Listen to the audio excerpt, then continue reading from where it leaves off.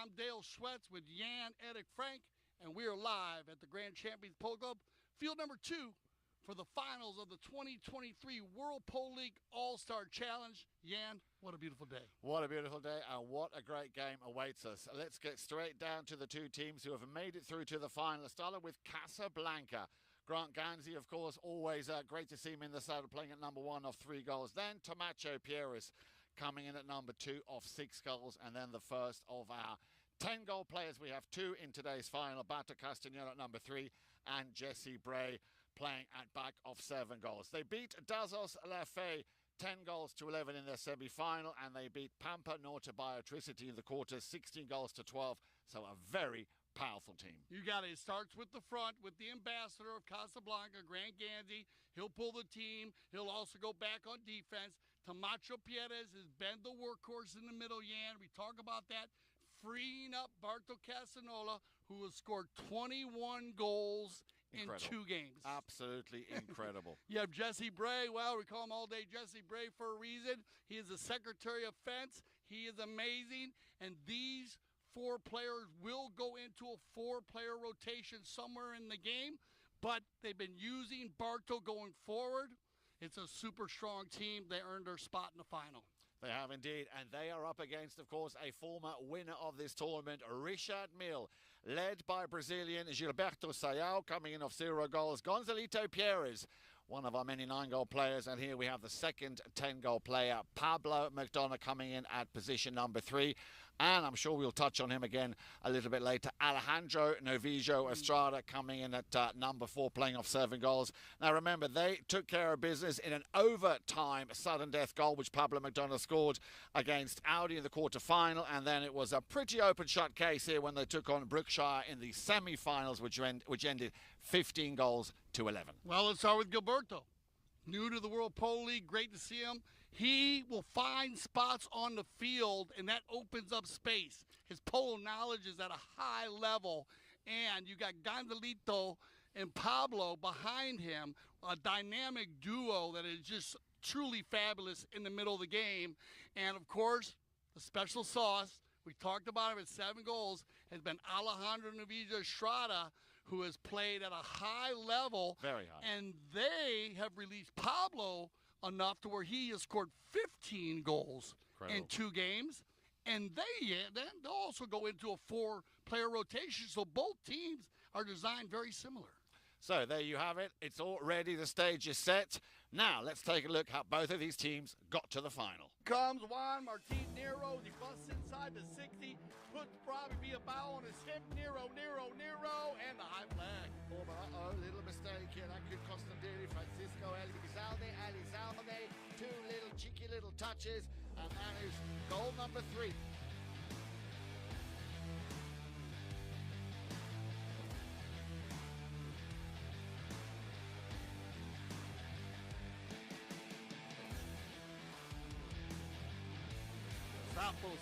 Sapo.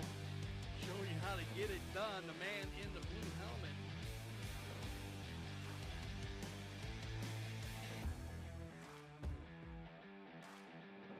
Deeper into the opposition's half, and that's a cracking goal here by Biotricity.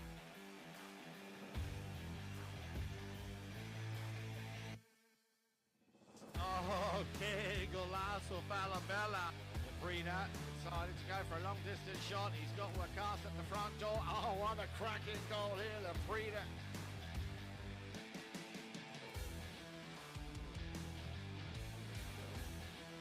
They are all very, very excited, as is this man, Freddie Mannix here, the man from Canada. He slightly topped it, but he's, well, he's able to correct it. Now gets out the puck to Fred Mannix for Audi. Takes a shot and puts the first goal through. Cracking goal here, brought to you by the man from Canada.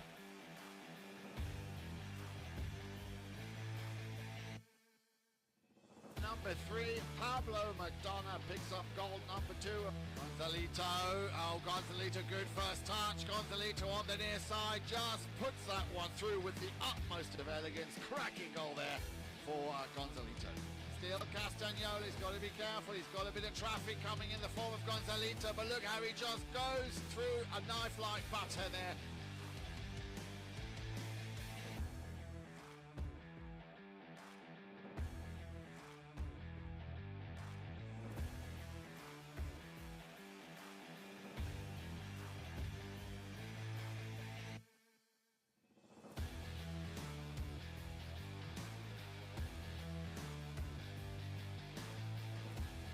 There is another goal right at the very end. Just what they needed.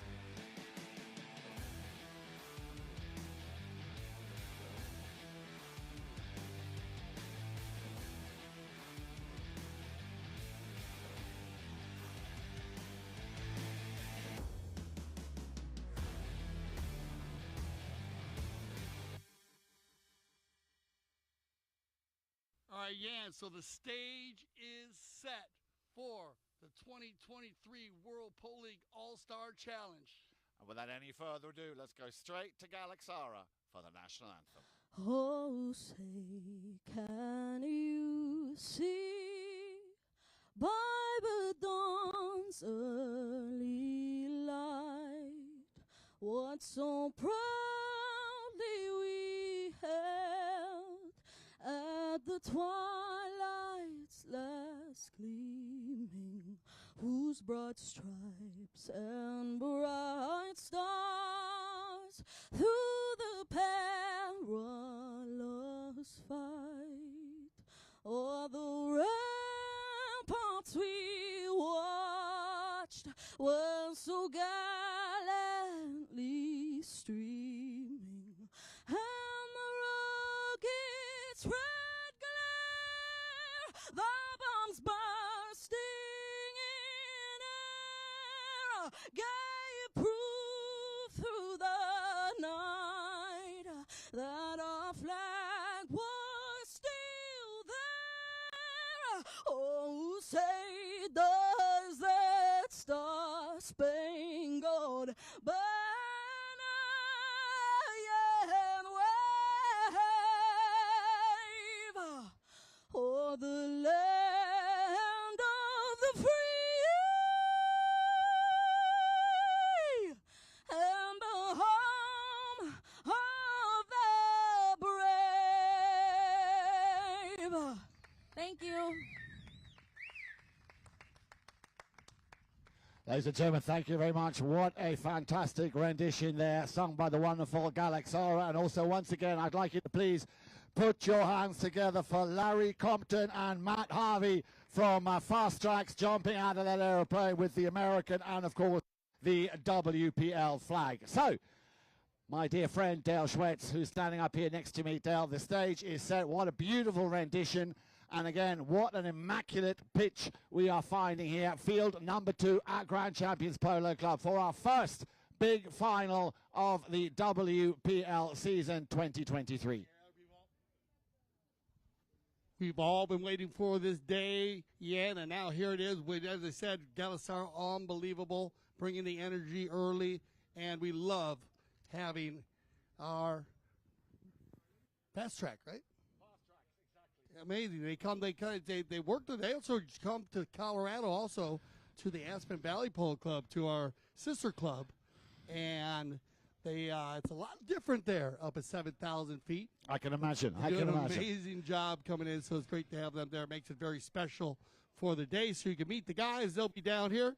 Find your way in and find yourself a seat down in, yeah, there you go. There's some of our fans giving the Fat Track crew a little love there as they come off. But find yourself a seat downstairs in our VIP here, and we'll get our players to come out as our mounted officials are riding on the field.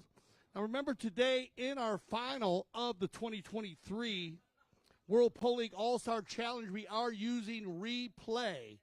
So both teams will have the opportunity to challenge the call that is made on the field by the mounted officials. They get one challenge per half. You need to use it or lose it. If you are correct on your challenge, then you will receive another. If the umpires are correct, then you will lose your challenge for that half. That gives 4 challenges a game between the teams, and then we have all the triggers in place. And the triggers are the umpires can use the technology and all the cameras. And when I say all the cameras, I mean we have the center cam, the high cam. We have our end zone cams, and you have the drone.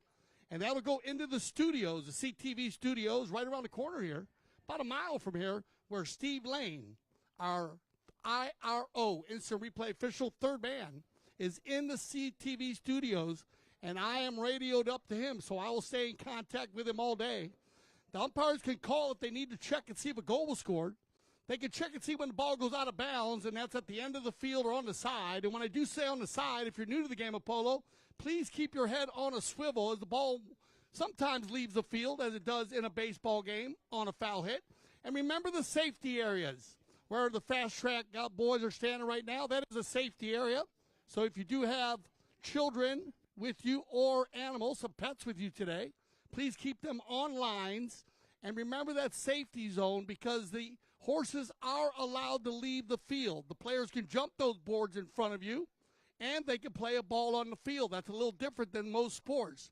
So remember, safety always first here at the Grand Champions Polo Club, and we will make sure we keep you informed on all of the calls, all the challenges, and all the triggers that happened today with those 2 fine gentlemen in the red and black jerseys out there, Gaston Dornac on the left and Pepe Rida on the right.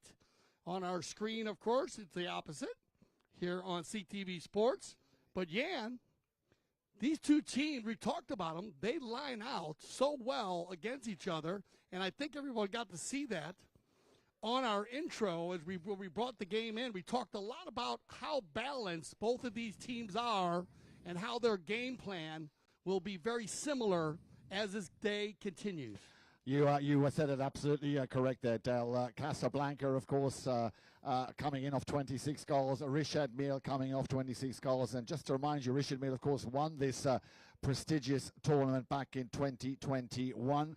Last year, the winners were Audi, and you might remember the MVP was Paco de Narvaez. But now, of course, here today, it's all about winning the 5th edition of the All-Star Challenge final. And Casablanca today, of course, coming in the grey shirts. Let me just give you a bit of a history of how they did, because it was, as you said, Del, a by-elimination only tournament.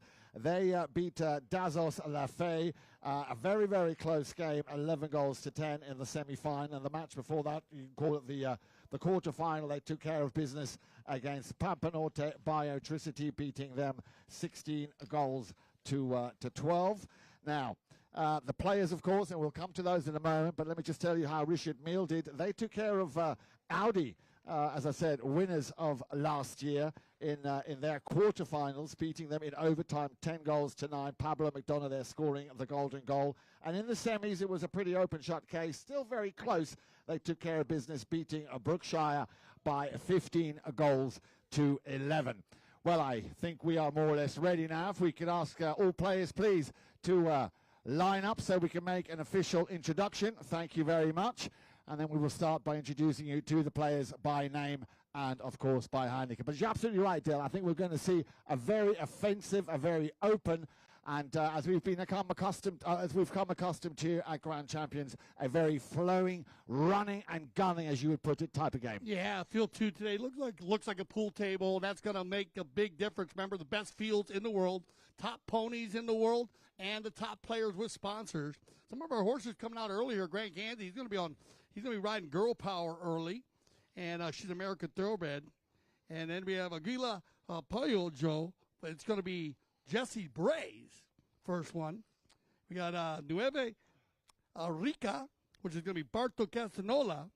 And an Ollie's going to be ridden by Tomas Pierres. Those are going to be their first chucker horses. We're going to go through the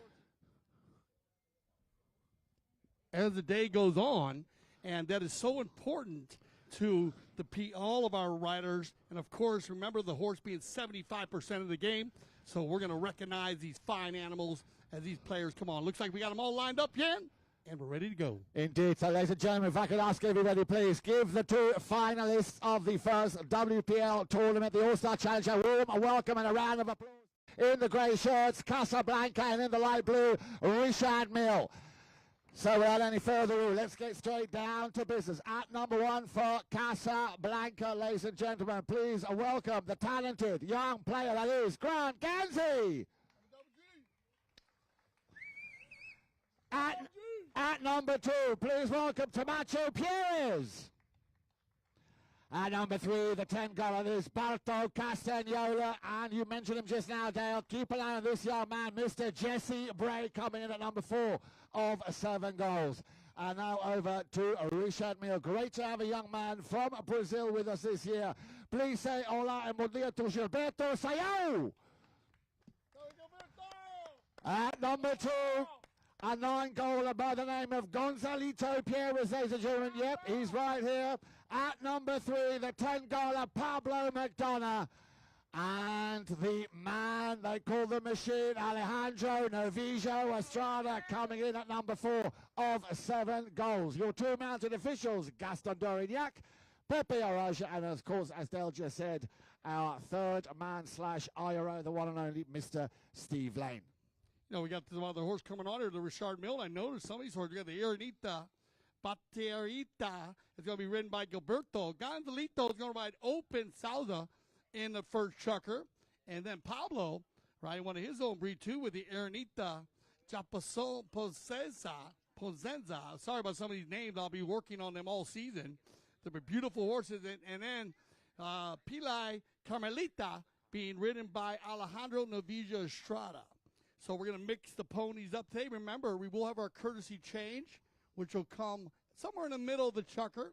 So when you see the players changing horses, that is a designated change, and that was brought together here at the Grand Champions Polo Club and the Aspen Valley Polo Club. And we're proud to say today that that is a tournament condition with the United States Polo Association, the courtesy change. It takes about 45 seconds to a minute. It'll happen one time per chukker for safety of the four-legged athlete. It looks like we got all the players. They were on, well, a lot of players like to ride different horses during their introduction. And just to keep their first chukker horse ready to go on the sideline. And it looks like we got all 8 players. 2 umpires mounted. Steve Lane, our IRO third man, in the booth. And we are ready to go. Ready to go, Gaston. So thank you, Dale. Yeah, very good explanation there for those of you who, of course, are new. And we've got a pretty full house here at Grand Champions Polo Club on this glorious day here in southern Florida. It's been rather hot the last few days, and we're looking forward to another very, very hot week. Of course, the coming week will very much be peppered with our second tournament of the season, of the WPL season. The Founders Cup already got underway yesterday, but we'll come back to that a little bit later. Plenty of polo coming your way, of course, here from Grand Champions Polo Club. And, of course, if you can't be with us, then we hope you enjoy the action on your screens at home on CTV Sports. Here we go, then. Best of luck to both teams. Ball is thrown into play. And we are very fortunate this year to not only have 2 who are out there on the field as we speak, but a total of 6 10-goal players. The first of those 10-goal players here straight away making an impact. Barto Castagnola trying to finish off with a very, very powerful underneck shot there.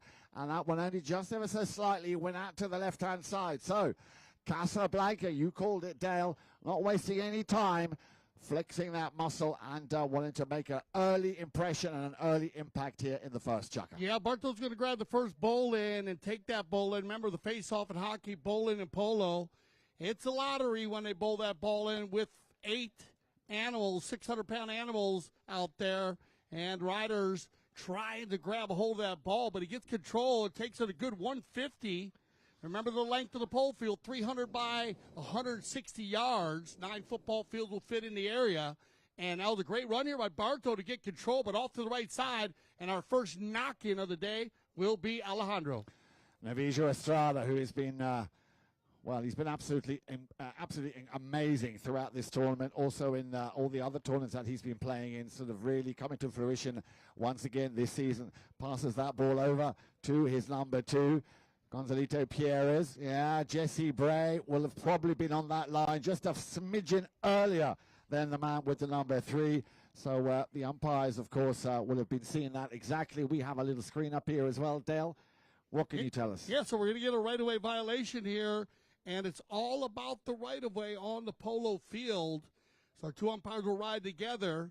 If you're new to the game of polo, it's easy to understand the right-of-way. Just think about driving your car onto a highway. When you enter from right to left, you need to enter the highway safely. You cannot impede the cars driving down the highway. The ball will dictate the direction of the highway. Whatever way that ball is rolling, whatever direction the ball is rolling, that will be the highway that the players need to make sure that they do not block another player. You could go ahead and steal the ball, and you can enter the right of way, but you need to be, in this league, about 2 horse lengths. In most leagues, it's about 2.5. Sometimes it'll get to 1.5 in the World Polo League based on the 26-goal style of open-style polo and the level of the horses and the players on the field today. It's going to move it down here to a open goal penalty 3, a 40-yard open goal penalty 3. And it'll be Barto Casanola.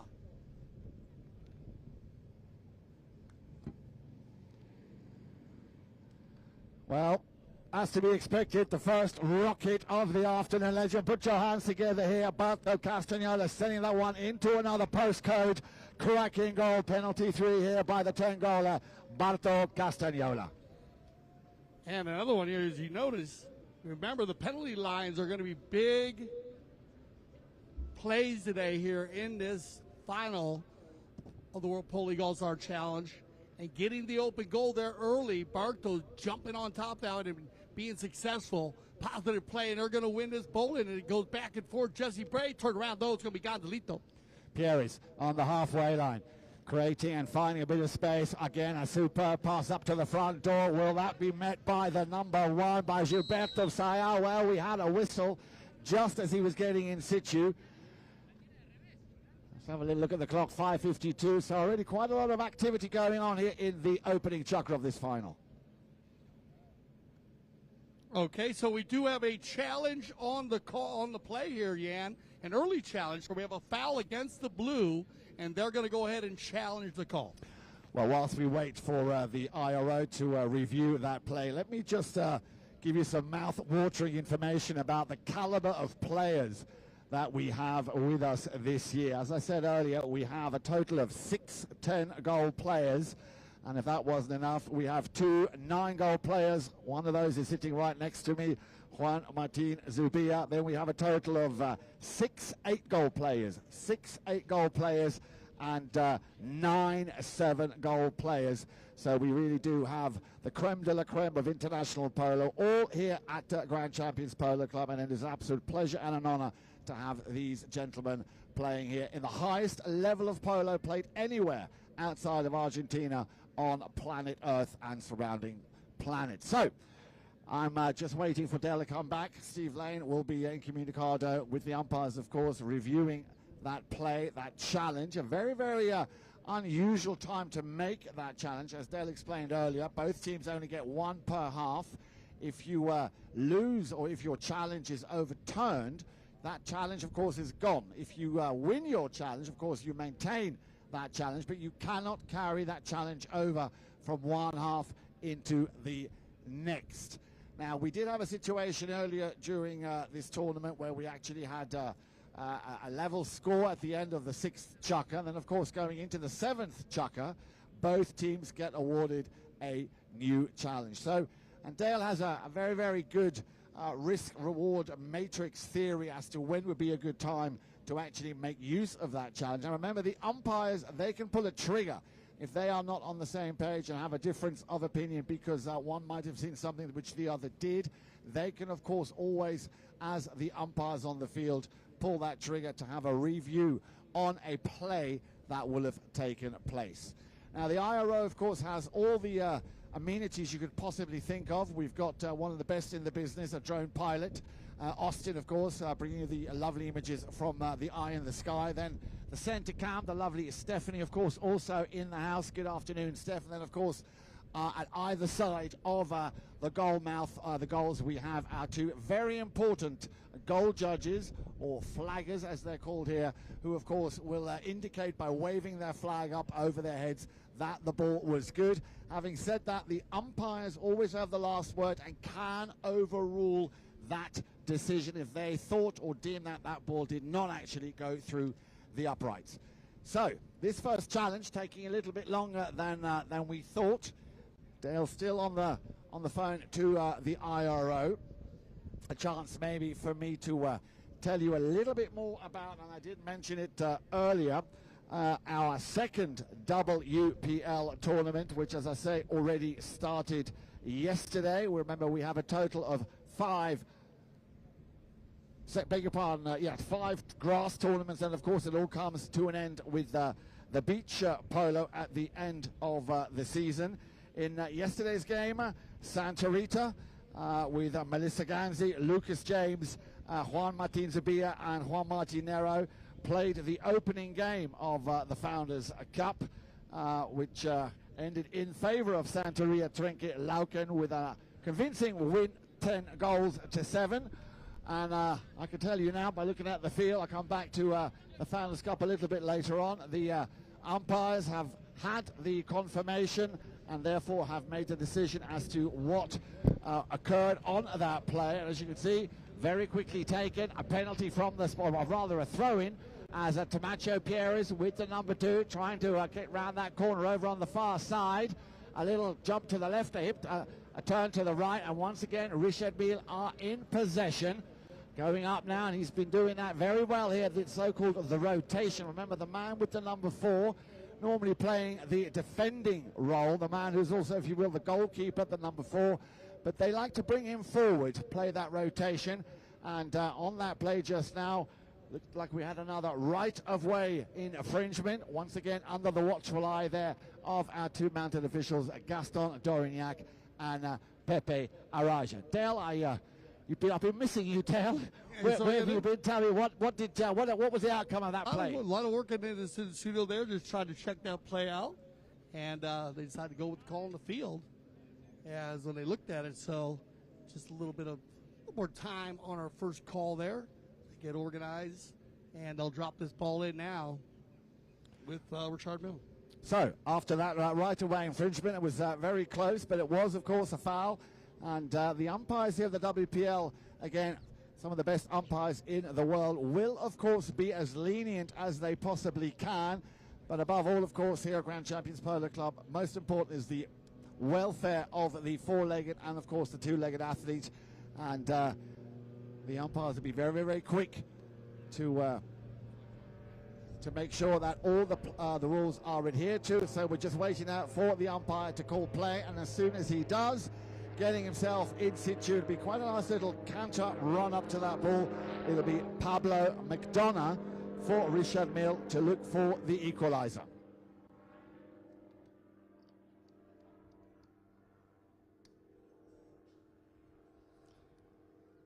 Oh, well, looks like Tamacho Pierres got a piece of that. That ball looked like it was going to go straight through. And on the rebound, let's put your hands together. Richard Mille get the score. Now, we will have to look at the footage to see who actually put that one through. The rocket came from Pablo McDonough, but the finishing touch on that play, we'll have to wait on that because I'm just looking at the screen as we speak as they go back to the center. But what a great goal here after that superb strike by Pablo McDonough. And I can tell you now, it was Gonzalito Pierres. Thank you, Steph.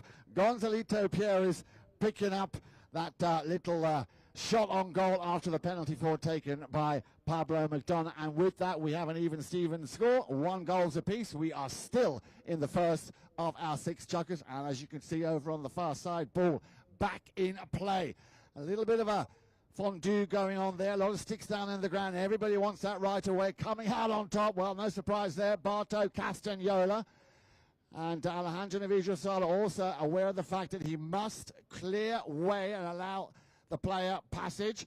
Another very important rule in, especially at this level of polo, is what we call delay of game or negative play, something that we try to avoid as much as we can. And the umpires will caution the players if they feel that the players are on purposely delaying the flow of the game. Once again, a whistle. The 2 umpires in communicado in conference just to make sure they make the right call. Not always that easy to determine when you've got 6, 7 players coming at a ball to determine who actually has that initial right of way. And that's why it's so important to not only have 2 mounted officials, but also a third man / instant replay official to determine, with the state-of-the-art technology, of course, here at CTV Sports, to determine exactly who has that right of way. Looks like it's going to be in favor of Richard Mille, and a quick penalty, 5B, taken from the spot there by Alejandro Navijo Estrada. The recipient, however, of that pass was not a Richard Mille player. It was the very talented 3-goal player by the name of Grant Ganzi, known in these parts as Double G. On the ball right underneath the speaker's tower here. Ganzi on the move. Tamacho trying to take care of business and clear that way for the number 1. Now, the number 1 and the number 2 tend to most often be the goal getters, the strikers. You'll see them at the front end of the field. The number 3, if you will, is kind of the Messi. He will go up front. He will go back. He will also play in midfield. And, of course, the number 4 primary role is that of a defender. So a kind of goalkeeper, a rush goalkeeper. And at 351, which is something else, and Dell explained it earlier, very much a part of the Grand Champions Polo Club philosophy here. And again, I think it's a very good rule, basically, which is to allow the players a so-called courtesy change around about halfway through a chukker to get on a fresh mount, especially, of course, at this level, this very, very fast pace. So a little bit earlier than expected. Normally around about the 3.5 minute mark, the umpires will look for an opportune moment to blow a whistle and to allow the players to then go and change their opponents. But we had a foul on that play, and that when they come back, we will have an open goal penalty 2. Now, just to remind you, the different penalties in front of goal. The penalty 2 is 30 yards distance, an undefended goal, shot on goal. The penalty 3 is a 10-yard further back, so 40 yards, again undefended. And the penalty 4, that is a long-distance shot of 60 yards. But now then back to Barto Castagnola and his first penalty 2. And again, he'll make mincemeat out of that. So 2 out of 2, a penalty 3, and now a penalty 2 for the Tengola Barto Castagnola. Ladies and gentlemen, please don't be shy to put your hands together when you see or when we have a goal scored.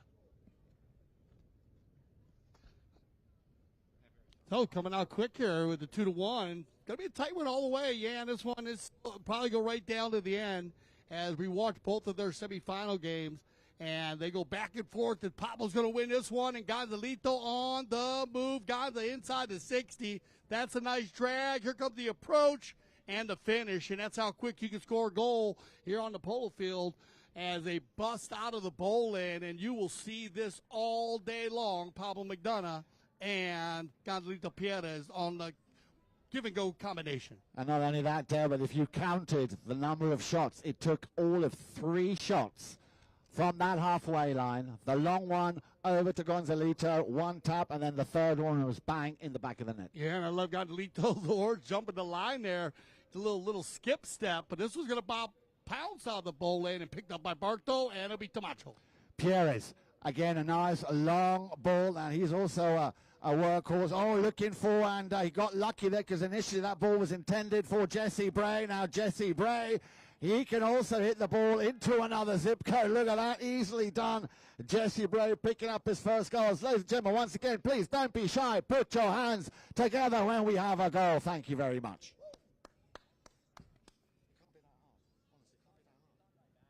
So back to the center we'll go. And for all you new viewers or new patrons here today, of course, we do switch directions. Remember, all players playing polo with their right hand. Also, the sport in the world that actually you have to designate to play with your right hand based on the rules of the game. All the rules are written to right-handed players. Keep it safe on the field. Look at this, back and forth once again. Yeah, now it's going to go back to Richard Mille, and it'll be Gonza. Gonza de Pierre is here, but I just wanted to latch on to what you were saying there, Dale. Polo was allowed to be played with your left hand up until 1974. That is when that rule came into place. Now, if you still had, or if you were playing at that time, you could still play until the end of your career. But as of then, as of 1974, any new players had to learn how to play with their right hand. And believe you me, even though I wasn't born in 1974, I am one of those players because I'm a left-hander. But a lot of Tango players, a lot of the best in the world, believe it or not, Dale, are actually born left-handed. Yeah, you got it. I'm left-handed also, ambidextrous. They choose to play that direct, but now you have to do it. I played that opportunity to play with Ski Johnson and Lefty Lyle. They were the two final. Okay, so we're going to have a trigger here. They're going to trigger this, and they're going to trigger the ball placement. Okay. All right? Now, that, of course, is something, again, which is very important. Now, the umpires, again, they, like I explained earlier, they are in the position to make that or pull that trigger. And, of course, it's very important, subject to where the infringement or the foul took place on the field. And there, again, is a very complex and sometimes rather a complicated philosophy behind that. Because, of course, it can go in favor of the team receiving that free hit. Now, of course, if you have a hit from the center, there's a big difference to whether you get an awarded hit from, let's say, the penalty four spot. No, big play here. And this was one umpire was leaning maybe toward the four. The other umpire thought maybe it should be in the center. So this is where the umpire trigger comes into place. The umpires are not agreeing on the ball placement. It doesn't hurt the teams at all. They send that into the studios. Steve Lane gets to look at all the angles, check and see if there was a free player downfield with the ability to move the ball. They decided not, so they bring it back to the center. 5B, all day Jesse Bray. Now, in this young man, he can actually score from the halfway line. Look at that ball. Special delivery right up to the front door. Tamacho Pierres would like to get a piece of that, as with Barto Castagno. Look how he turned that ball round on the inside, on the left side of the pony. Remember, we just explained he's got to use his right hand, and then he hammers and under the next shot, and the crowd finally wake up and give me a little round of applause. Barto's going to pick up his hat trick here early in this final. And you got him going, Yan. I'm feeling your energy. They're going to click down here. We might get one more bowl in. Watch the far clock on the far side. When it hits 30, you will hit a warning horn, so do not be alarmed, as they might get one more bowl in. I believe they're going to get this final bowl in, and that will work in favor of Richard Mille being down by 2 goals. Now on the pickup, Gonzalito Pablo, 30 seconds. Still on the halfway line. Now then.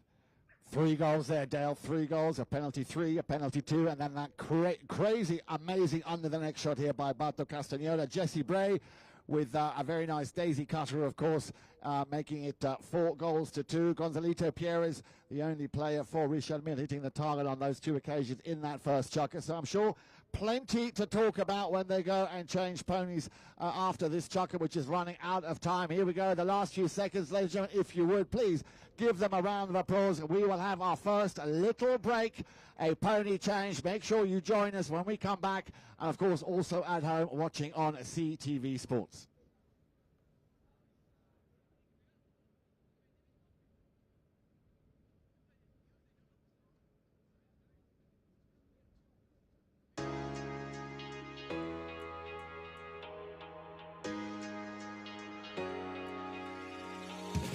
Happy to be back in town playing with the best teams, best boys, and on the best fields. So we're going to start the season a full power horse. I'm just happy to be back in Florida. It's hometown. Looking forward to getting back on these amazing fields.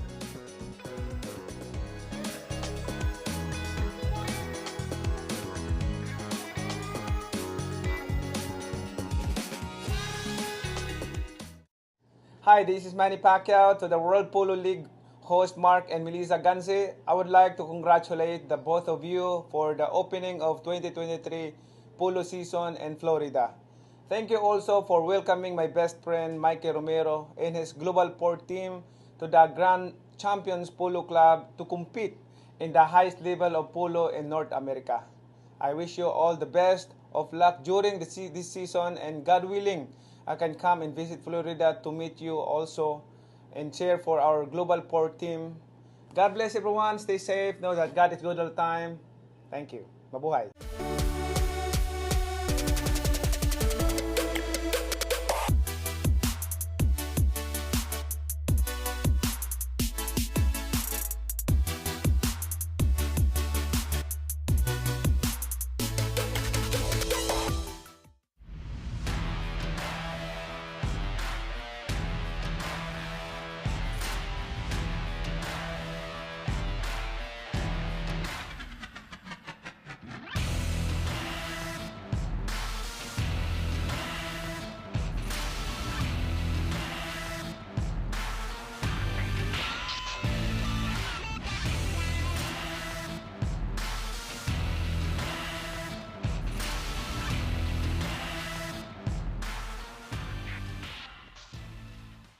CTV Sports, and we are live here at the Grand Champions Polo Club for the finals of the World Polo League All-Star Challenge.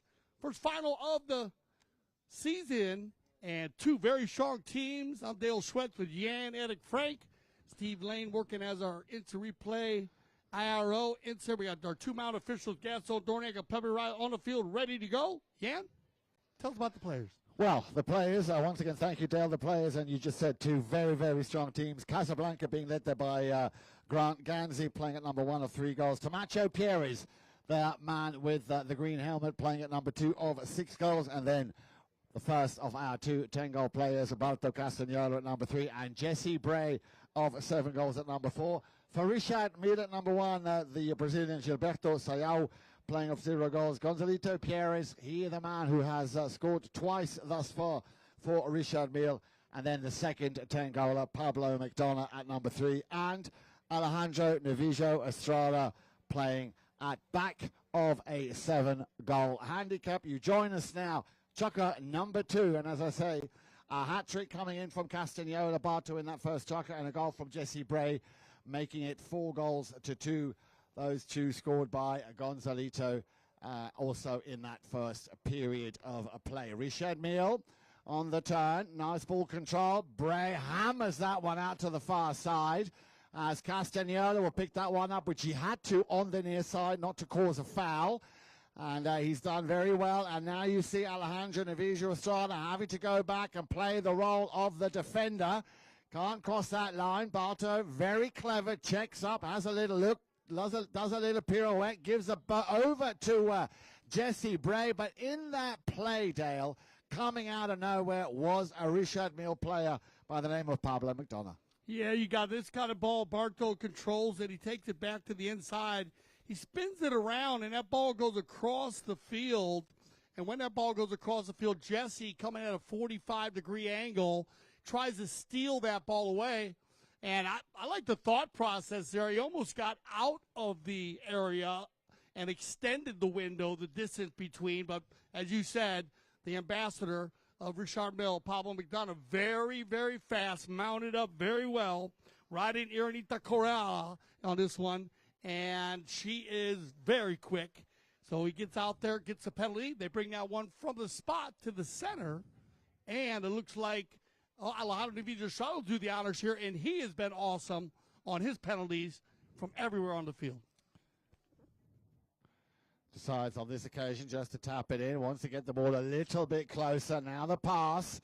And that, of course, that is what always impresses me no end here, is the accuracy of the passes, which is why we see so much what we call one-touch polo, where the players just know exactly where to be. The ball is timed in such a way, and then going flat out, sometimes in a full canter or at least in a full gallop, they are able to just pick that ball up on the fly, on the run.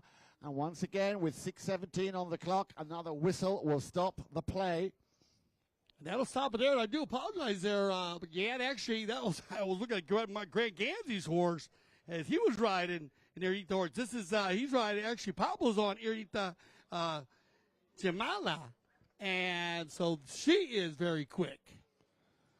And we'll try to keep you up to pace on the four-legged athletes today. We do have another penalty down in front there, and they'll go ahead and get the open goal penalty 2 on the blocking foul. So we had one player on the offside there coming in on the right side, another player coming in from the behind. Remember, Yan, you cannot ride in from behind. You need to ride in from the side. So they go ahead and get the open goal penalty 2. That will put them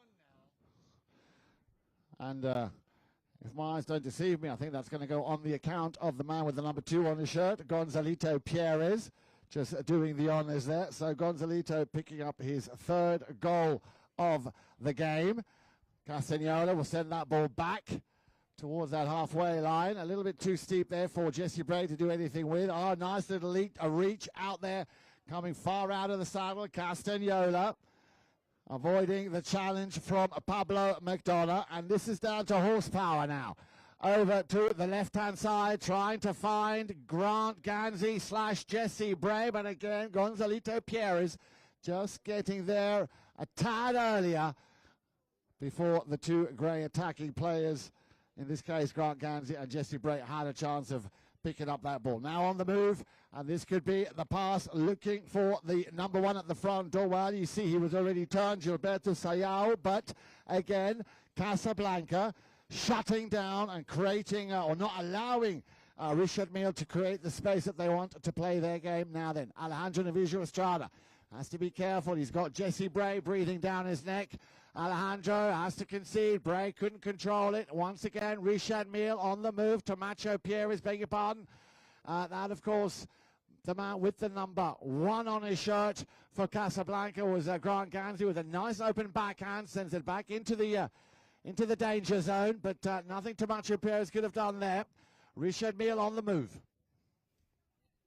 Pablo working this one around into the corner. Now they're set to converge on him right before the courtesy change here, as they have been gunning here for a good 2.5 minutes. It's going to click down under 4 minutes. You might get a courtesy change here, Yan, a little early.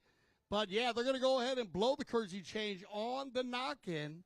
So, at the moment, well, both teams working it out, trying to find that open seam. Looks like they're switching up a lot of their defensive style that we've seen. Remember the last game in both semifinals, we saw that they were using Barto Casanola going forward, and he scored 9 goals for Casablanca. And on the other side, they were using Pablo McDonough. Now, both of these players, Pablo scored 15 goals in 2 games, and Barto scored 21 goals in 2 games. But it seems after their semi, now they've changed their game plan. Yeah, they have a little bit, but you know what? I also think that there's a lot of respect here, a lot of mutual respect for the opposition here from both sides. Casablanca, not quite. I mean, we've seen Pato Castagnola come up with 3 great goals, 2 taken from the penalty situation, 1 out of regular play. Richard Mille, again, the only man to have scored there, Gonzalito Pierres. So I think there's still a little bit of just touchy-feely sizing up the opposition, but I think it's all down to the immense respect that both of these teams have for each other. Yeah, no, the breakaways, they're shutting the breakaways down, and that's what they did in the semis. Both of these teams, they freed up Barto and they freed up Pablo, and they were just the goal scorers that day, but it shows you the dynamics of both of these teams on how they can adjust to play a different style game against a different team, as how the Casablanca team lines up and as the Richard Mille team lines up. They're going to change them up here with 3:58 on the clock. And I like this. Casablanca out there very quick, ready to go. Yeah, they want to get on with it. And, of course, once the team gets that momentum going, which seems to be the case here for both of these teams, slowly they're getting to that level. I think this match, this final, has yet a lot of potential. I think it's going to open up quite nicely as we go into Chukka 3, 4, and 5. Now then, just shy of 4 minutes left to play. Both teams, I think, very revved up here. We've had an unusually high amount of little interruptions in the first two periods, but I think, again, that's because there's a lot at stake here, and, of course, both of these teams want to leave the field as the winner. Yeah, both teams still have challenges also. Our earlier challenge was eliminated as they decided not to use it, so that was a smart move by McDonough. And he'll take control now, but see how they're pushing very close. Jesse Bray coming from the number 4 position, almost playing the number 1 position. A great rotation by Grant Ganzi, picked up now by Alejandro on the far side. Navijo Estrada has a little bit of space to work with. Through the center there going is the man with the number 2 on his shirt, Gonzalito Pierres. Alejandro now also following suit to that rotation, also very much part of the strategy here at Richard Mille. In comes the challenge from Barto Castagnola. Jesse Bray hammers that one back towards that halfway line. A little bit slow out of the starting blocks there for Grant Ganzi. Navijo Estrada sends it back down on the boards. Jesse Bray. Yeah, well, this is exactly the kind of situation where, something has to give. And eventually it's untangled by Castagnola. Looking for it, he's found Camacho Pierres. Well, a deflection coming off the pony of Alejandro Navijo Estrada. Ganzi was up there as well, waiting for that pass to come through. Bray, one little touch. And again, precision here. Absolutely phenomenal of all the players. And now then, a possible counter-offensive. And on the break and on the move, Richard Mille. On the fly, Pablo's going to get out in front. Does he have the angle here? Jesse Bray coming in hot on the Bay Pony. He'll get position and snap. The back shot perfectly placed, and you got Double G on the move. Yeah, he saw that one coming. Well read. Now then, nice little bit of stick work here from Ganzi. Gives it over to Castagnola. Castagnola, one little touch, two little touches. Grant trying to find a bit of distance here to get up into the danger zone to get the ball back played to him. The ball comes from Castagnola. And, a bit too steep. Oh, hang on, the ball is still in play as Ganzi goes for a shot. He hammered that one, but I think a little bit too far. But a great play here between Castagnola and Ganzi. We have gone to another gear, as they say in the game of polo, Yan and Frank. They have opened it up on these fresh set of legs that they all changed during the Kersey change, and it has gone to a very fast-paced open style on the outlet pass, Pablo. Well, this is what we came for. This is what we expected now. Again, a 2- or 3-man horse race. Hard ride off there between the number 3, Castagnola, and Gonzalito Pierres. An incredible eye for the ball. Castagnola, there he saw over on the far side. Jesse Bray making his way downfield. In comes Camacho Pierres. He gets a little bump there from the number 3, from Pablo McDonough. So now this game, I told you, Dale, it would open up nicely. And had I said that word, maybe I shouldn't have. We have a whistle. We haven't had a whistle for quite some time now. Okay, so we get a whistle on the play, and we are going to get a challenge on the play. So there's a challenge on the play here, as it's against Casablanca. They're going to go ahead and challenge this call. Well, that'll be interesting. So, still a lot of polo to be played here. And we are now here in Chukka number 2. 53.9 seconds. So we are within the last minute of play. And I'm sure you'll agree with me that second half of this second Chukka has opened up very nicely. Feels like somebody had just flicked the switch, and both teams here all of a sudden opening up very, very nicely. Now, if, of course, there is a decision made that there is no foul on the play, then I'm pretty sure we will have a throw. But, Dale, you will tell us exactly what is the situation. So you go. Yeah, our first challenge. And I like this challenge by Casablanca. Kind of a dicey play on the far side. Remember, the player following the right-of-way must be 100% on the right-of-way. You cannot be off to the side. On that play, even though Camacho Pierres was at an angle, the blue player was just off the line. So they're gonna win that challenge, Casablanca. But look at this. Estrada going to work it all the way down inside the 60. Back to cleaning by Camacho. Yeah, good run there by Alejandro, and a nice bit of defensive work by Camacho Pierres. He, of course, as I said, playing off 6 goals. Very, very strong player. We've had the first horn.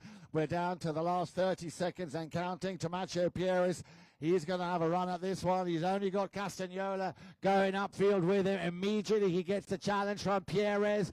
As, Castagnola went over that one. No foul. There's the open backhand into the path of McDonough. He's only got a handful of seconds left. Can he get to that ball? Ganzi needs to be careful. He's got Gonzalito coming on. Very, very fast pony here.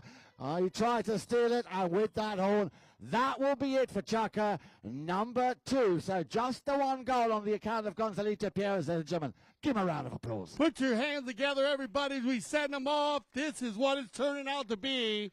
4-3 after 2. We'll return for our third Chucker. Remember, then we're going to have our divot stop also. So, everybody, please make yourself at home here at the Grand Champions Polo Club, and we'll be back here live on CTV Sports.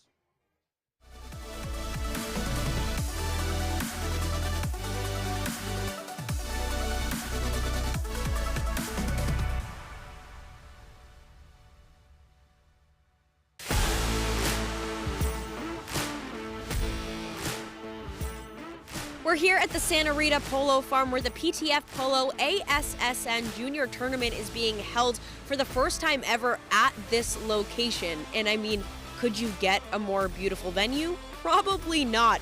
The tournament includes players of all ages, starting with the youngest at just 2 years old and the oldest at 20 years old. So you've got all ages, all skill levels, and a whole lot of fun. Let's go check it out.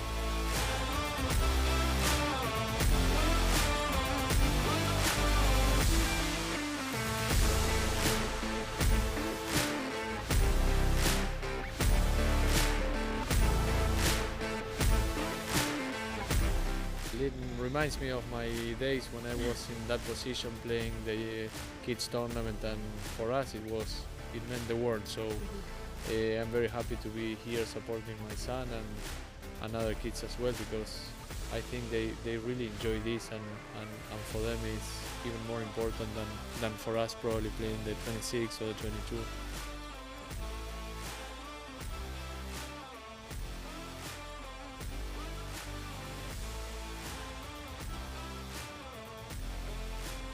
Well, that's a wrap on the PTF Polo ASSN Juniors Tournament at the Santa Rita Polo Farm. So much incredible talent coming up through the ranks. The future is certainly bright for the sport of polo. Now, for more information on the PTF, head to polotraining.org. And of course, head to Chucker TV for all of our awesome content, including full game broadcasts. All right, here we go, everybody. Welcome back as we get ready for our third Chucker of play here. Grand Champions Polo Club, Field 2. Finals 2023 World Polo League All-Star Challenge. We're live on CTV Sports. Everybody here at the game, if you'd like to go back and review the game, you can go back to CTV Sports YouTube channel or Chucker TV YouTube channel. And, welcome everybody who's tuned in today. Thank you for joining us here. Yeah, looks like we got a bowling right down here, right around the 60-yard line, so a little bit of an edge here for Richard Mille.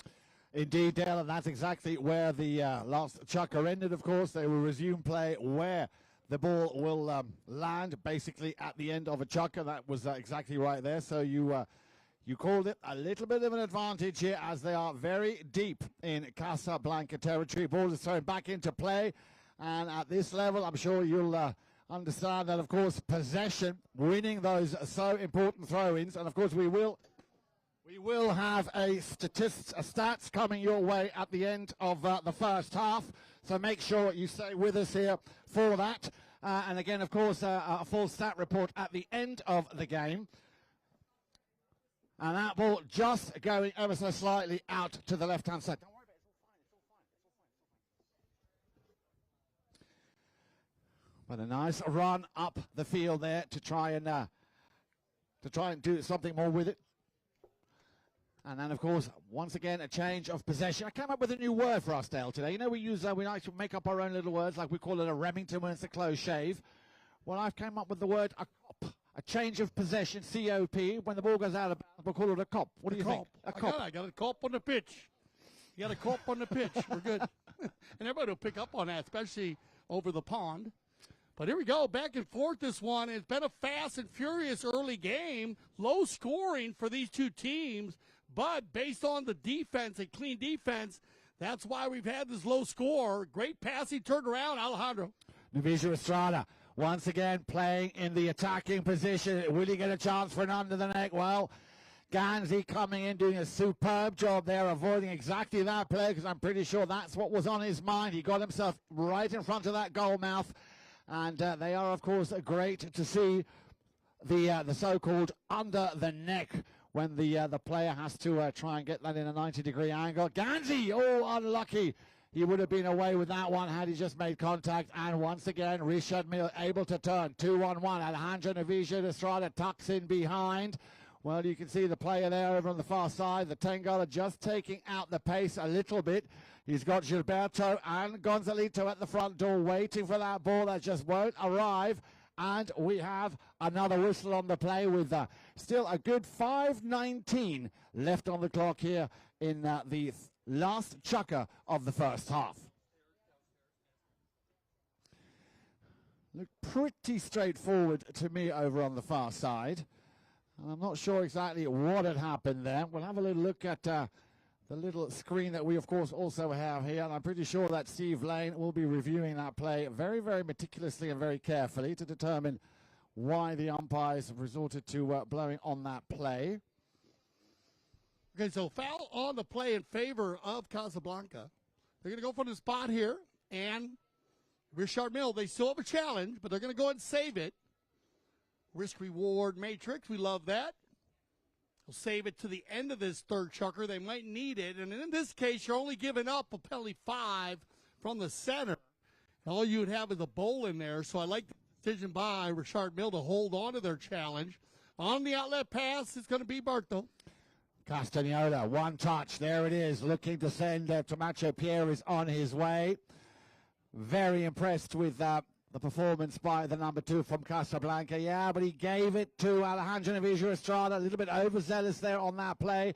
Alejandro now switching it from the onside to the near side, having to take it around the outside or round in front of the goal. A dangerous maneuver, because if you lose that ball there and then, of course, I'm pretty sure that Casablanca would have punished him. So nicely done, Richard Mille. Jesse Bray, the last man standing in defense here for Casablanca, gets a piece of it taken out of mid-air by Pablo McDonough. Pierre is sticking close to him again with the number 2, Gonzalito, and now 2-on-1. Alejandro, what's he going to do? He's going to have to take the man, try and avoid him if he can't get a stick down. But look, and that is the difference in horsepower, and that is a cracking goal by Castagnola. Barto Casanola gets out in front on Polo Grand Carzuzzo, and this one just is super fast, four-legged athlete. Gets him out in front of everybody, and that'll take us to our courtesy change. Okay, Golazo Barto, that's going to be his fourth of the day. Yep. So he has been 2 from the penalty line, 1 from the field. And this will be our final courtesy change of the first half. So, little breakaway. That might be the first breakaway that we've seen, actually, where one of the players actually had the ability to sneak around one of the opposing players there. Alejandro had to fall into the rumble seat as Barto takes out on a good 200 yards to finish it off and give his team a 2-point lead here in the third chukker. Once again, everybody, we want to welcome everybody to the field. If you'd like to stretch your legs, help us with a divot stop. But as you notice, the field out there looks perfect since the first chukker. Maybe a few divots down in the south side, but otherwise an amazing fields here at the Grand Champions Polo Club and Santa Rita Polo Farm. Remember, we cover everything from 6 goals to 26 goals here at CTV Sports. And if you love to play the game of polo, the Polo School is in session. All you need to do is go to gcpolo.com, and you'll find Juan Bellini and Cale Newman, our general manager and director of operations. Their phone number's on there. They will set you up, and you can also ask about the Polo On Demand program, the most unique new program in the world, Polo On Demand. And you can demand any kind of polo scenario, whatever you'd like. If you'd like to have a stick and ball session, you can get that done. If you want to play in the World Polo League, they have an expert staff that'll take care of you. Remember, Polo On Demand. Everybody back to the center with 3 8:47 on the clock. Picked up once again by Castagnola. Ganzi wants to make himself available. And he's being very much left to his own devices. Now, I beg your pardon, Alejandro Navijo Estrada and also the Brazilian Gilberto Sayo coming to take out Ganzi, but that ball from Barto just a little bit too much. But again, just watching him take the shots, Dale. He's got the most amazing swing. And then on this particular occasion, just a little bit too deep for Grant to do anything with.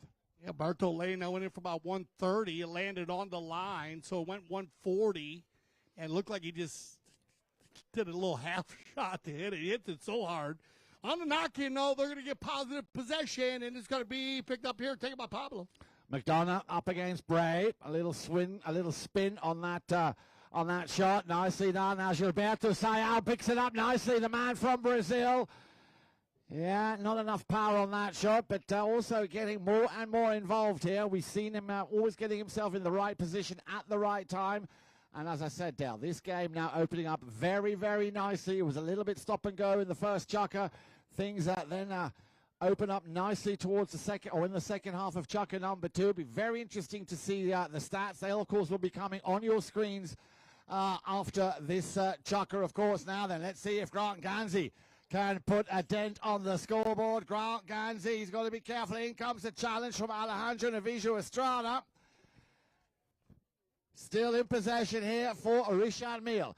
2 minutes left to play. A snap under the neck there, over to the far side, over on the left. And on the move once again, Richard Mille going up front. Gilberto, he wants that ball. Just doesn't seem to be coming through after Gonzalito Pierres. His shot was just not as far as he would have liked as they take the ball over onto the board, and it'll be picked up by Tomacho. Yeah, this has been a running game, and you understand that courtesy change out. They have run for over 2.5 minutes here without any stoppage.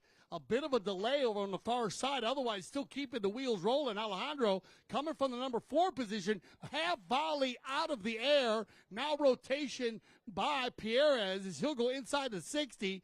Backs it off the pony. That ball's going to stay on the field. Alejandro looking to put it across the center, and a whistle on the play with 1:15. And I wouldn't be surprised if you don't see a challenge used here. Perfect timing, risk-reward matrix. We'll see what they decide to do. Would make sense. Would make a lot of sense. But the question is, was that just a very clever foul? Because Barto saw it coming and got himself just in the right sort of situation. Now, let's see what the umpires make of that.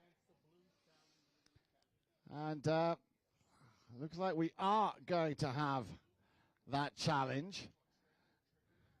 Or will it be a trigger? Well, Dale is already off talking to the IRO to determine exactly what of course is the call here. Remember, a team that has challenged and lost that challenge will not obviously get a second challenge. They'll have to wait until the second half.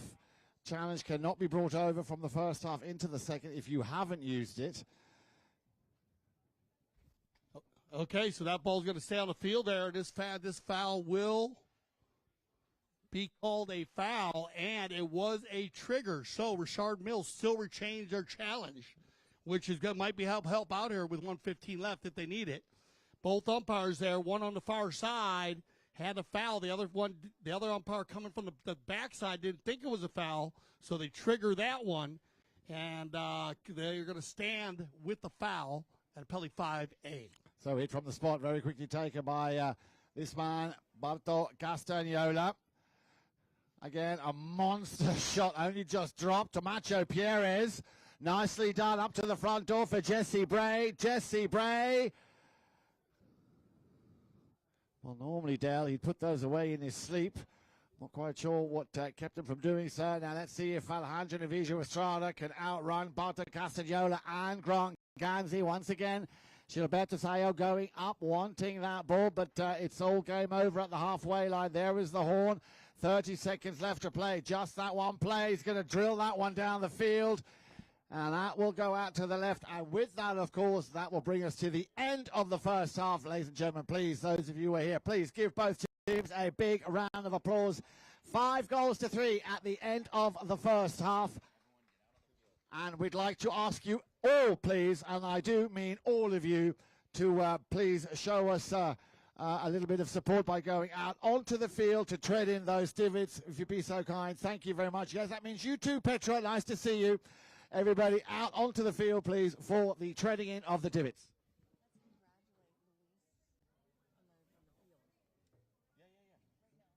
And, ladies and gentlemen, the man who's setting an example, Luis. Let's have a round of applause for the man with the cowboy hat, our head groundsman, Luis. Thank you very much. Hey, Luis. Impresionante. And remember, everybody, polo, the only professional sport in the world that allows you on the field. So take advantage of this. Help out my man, Luis, and our field crew. And it's a lot of fun out there anyway. You get a different view of the beautiful Grand Champions Polo Club. Field number 2. Check out the backdrops everywhere you go. And remember, we appreciate all of your help. And we will let you know as we're going to have DJ Trouble play some divot stomping music. DJ Trouble, take it away.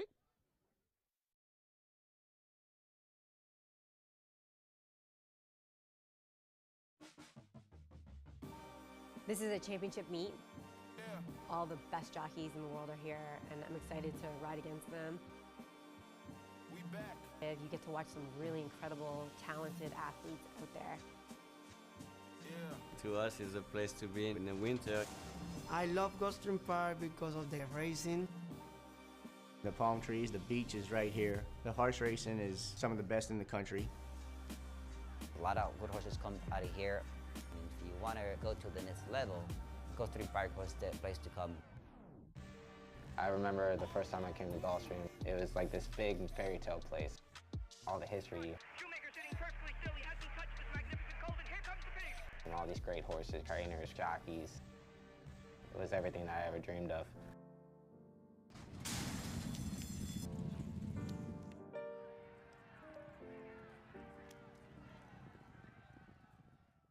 My name is Augustine Malman. I am a chef. I trained with my uncle in Argentina in several restaurants, and now I travel the world creating unique experiences, all cooked with fire. For this event, we came from California. My team and I had some previous events there, and we traveled with my wood oven trailer and all of our grills from Santa Barbara, California. Well, when we got here, we always arrive about a week prior to the event. There's several things that we order from out of town, like the firewood. We make reservations of all of the rental items, kitchen equipment, anything we need prior to our arrival is already reserved. And then once we arrive into town, we'll source out whatever products are on the menu, like fish, red meats, fruit, vegetable, anything that we need specifically for that menu that we chose. We will source it once we get in town. My team is everything. I mean, I always tell them and to my clients, without a good team, you can't execute these kind of dinners.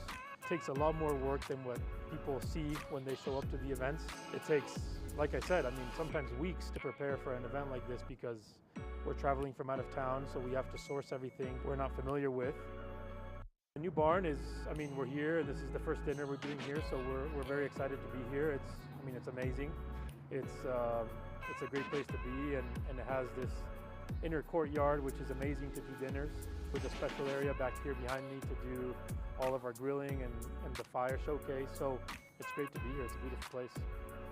Very different being up in the mountains, but I mean, I feel with Melissa and Mark and all the events we do together, I mean, I feel like it's home. You know, we've been cooking for them for about 4 or 5 years now. But as far as showcasing what we want to showcase and being in an incredible place like Aspen Valley Polo Club, that's no difference to Wellington. I mean, it's a beautiful place up here. It's going to be a 4-course seated meal. As the first course, we have a halloumi cheese that we sear on our fire plancha with shrimp, pine nut gremolata sauce on top. The second course seated will be a roasted beetroot salad with goat cheese and arugula, lemon zest and olive oil. And then the main course tonight will be a mashed potato, sweet potato puree with skirt steak and chimichurri sauce. My name is Augustine Malman, and we are in Aspen Valley Polo Club, one of the most beautiful places to do an outdoor fire dinner experience.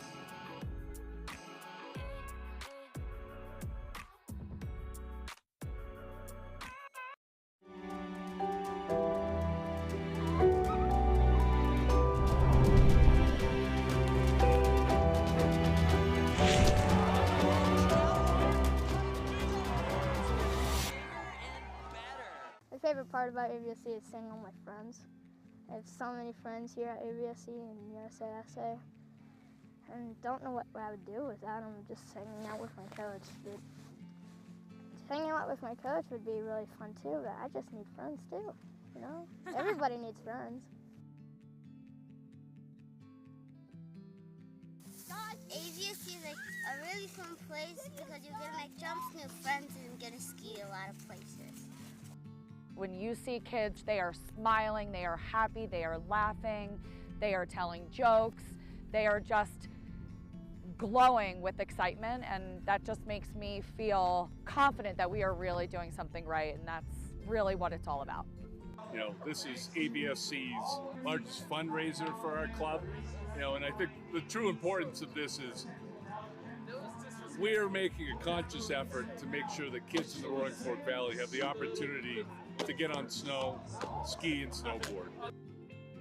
So I've been a part of the Aspen Valley Ski Club since I was 10 years old, and growing up in the valley was a really special experience because you're open to so many different opportunities, and one of which is being able to ski. And I never really thought that my dreams would come true, but now Aspen Valley Ski Club has allowed me to ski for a living, and I can never be more grateful for being a part of the club. We love AVSC! We love AVSC!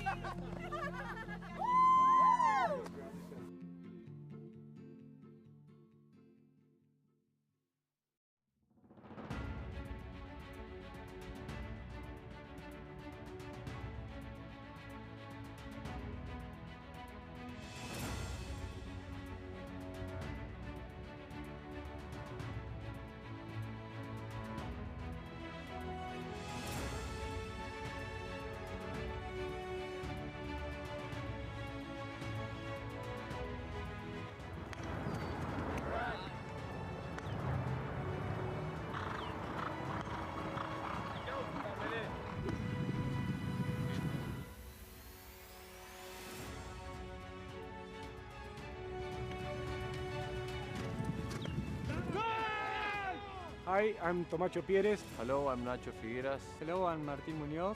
I'm Gonzalito Pérez.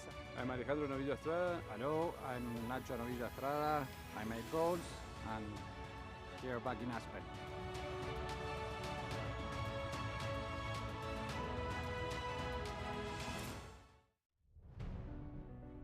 We were excited to start. The field was amazing. We knew that it was a really tough team that we had against. Mark always puts a really strong team in the field, and it was Gilberto's first game, tournament and everything, so happy that he did good. I used to play a lot with Pablo when I was younger. We were cousins and we played a lot of kids tournament together until we played the Open together. Then a few years we play against each other, and now we had the opportunity to play back again, and it feels really good. Have a lot of connection, and with Alejandro I played last year here with Melissa. He's a great defender, a great back. He plays really simple. He understands the game really good, so he makes things simple. And Gilberto, I think he had a really good game. Yeah, I think yes. Well, this is a single elimination tournament, so winning today was keeping one foot in the tournament, so it was really nice now that we have another game in the weekend to keep playing, and yes, a lot of fun.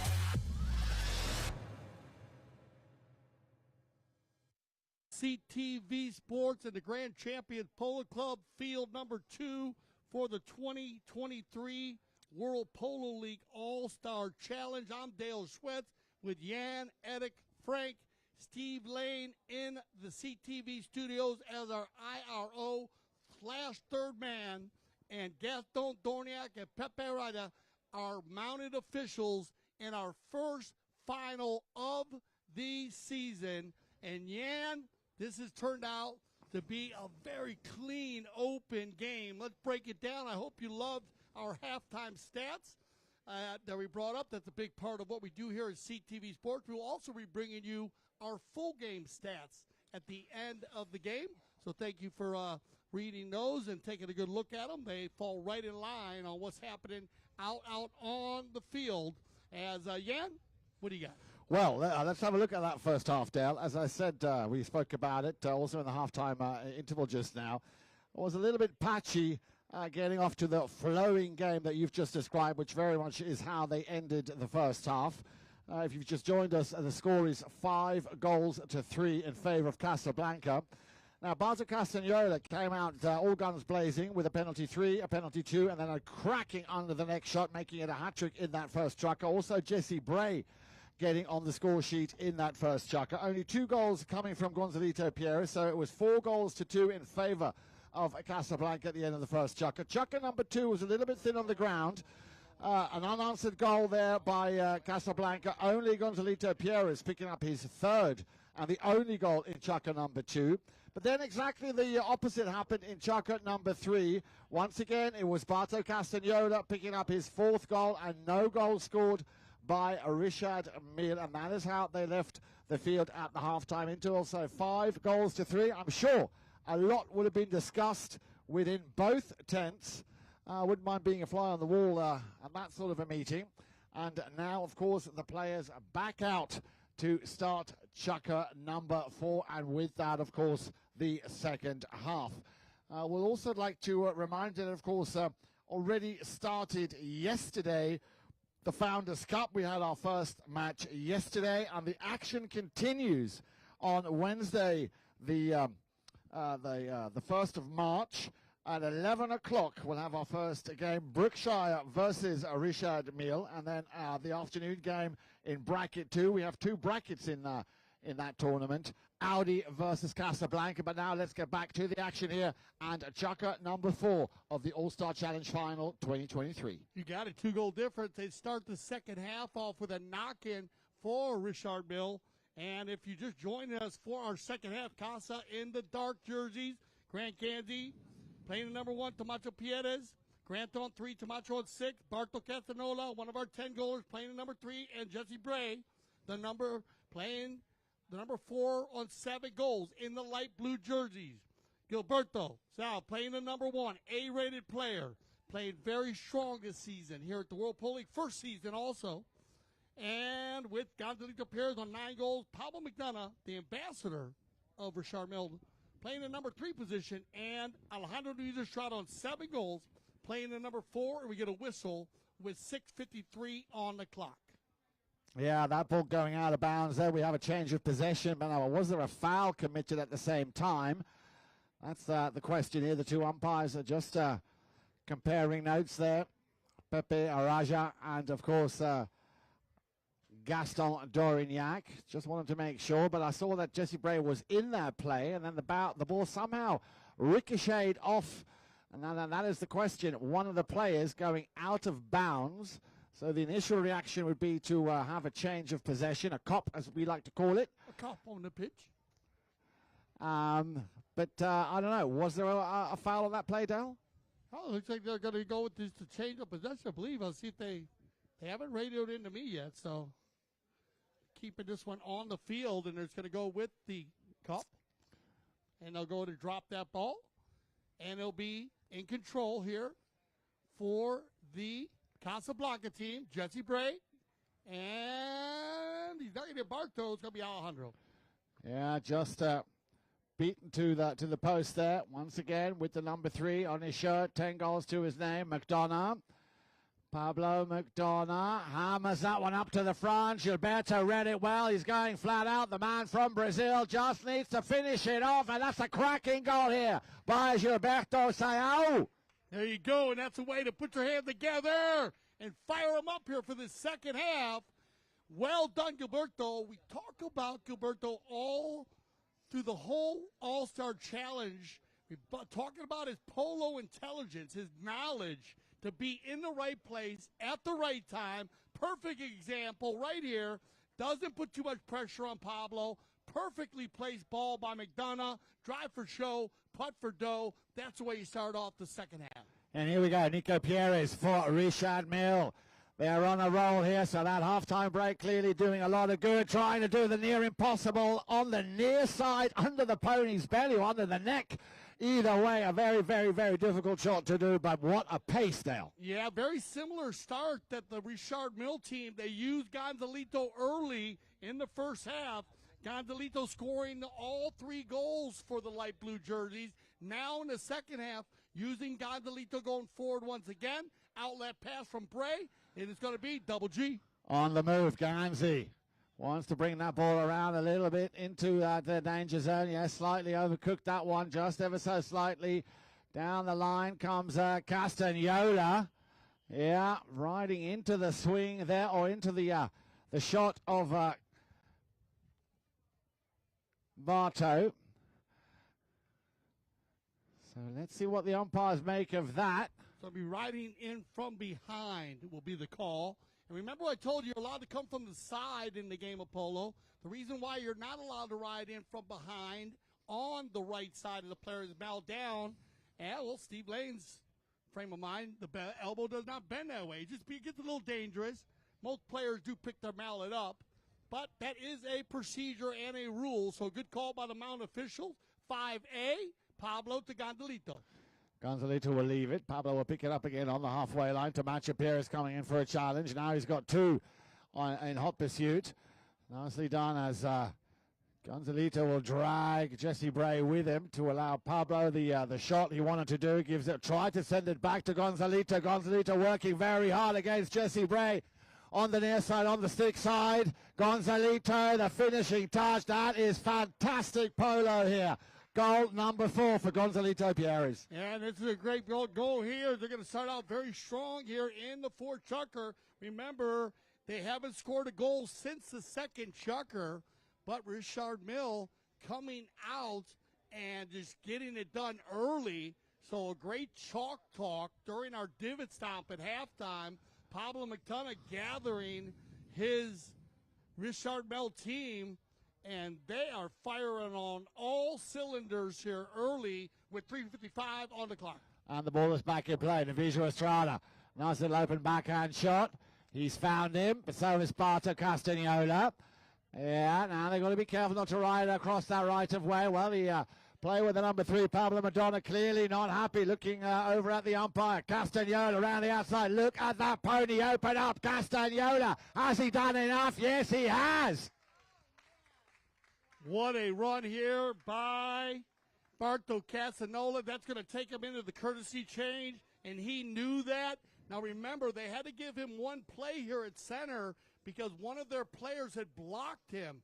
So Barto knew that. He scoots the ball away a good 6 or 7 yards, goes to the speed stick, busts out in front of everybody, and he knew he was going to be able to get off that 4-legged athlete, so he let her run, and a great finish there by Barto Castagnola to get back the lead by 1. Well, I was just going to say that, Dale, after all that hard work, it looked like it might have been very much a chukker in favor of Richard Mille. Gilberto Sayao, the Brazilian, scoring. Gonzalito Pierre is picking up goal number 4. So they were very much in control here until Castagnola. Barto Castagnola picked up that ball, just ran with it, and with that, as you said, put his team back in the lead by 1. But there is still a good 3 minutes and 13 seconds left to play here in chukker number 4. So this game has really got all the ingredients that you would expect at a polo final of this caliber. Remember, the highest level of polo played anywhere outside of Argentina in the world, and what better place than right here at Grand Champions Polo Club in Wellington, Southern Florida. Back to the halfway line they go then. And ball will be released. Here it is. Now then, Castagnola, you saw him open up his shoulders, just biding his time. A very, very clever player as well. Not only technically sound, but also very, very clever, of course. And I'm pretty sure that runs in the family. Of course, his brother, Heta, also a player of the WPL. We'll be seeing him, of course, take centre stage again later this week in the Founders Cup. And, of course, Papa himself, Lola Castagnola, well, like I said, it runs in the family. So that's going to stop the clock with 2:59 to be precise for chucker action. And this is built into an amazing match between two very strong teams. We do have a penalty 3 on the call. So our first foul of the second half will be an open goal. 40-yard shot, and Barto is already put away 2 of these. He has indeed, and let's see if he can put up away another one. Yeah, Barto's been very strong from the penalty line early. He got 2 early, so comfortable, and also scoring goals from the field. So back to his 10-goal status.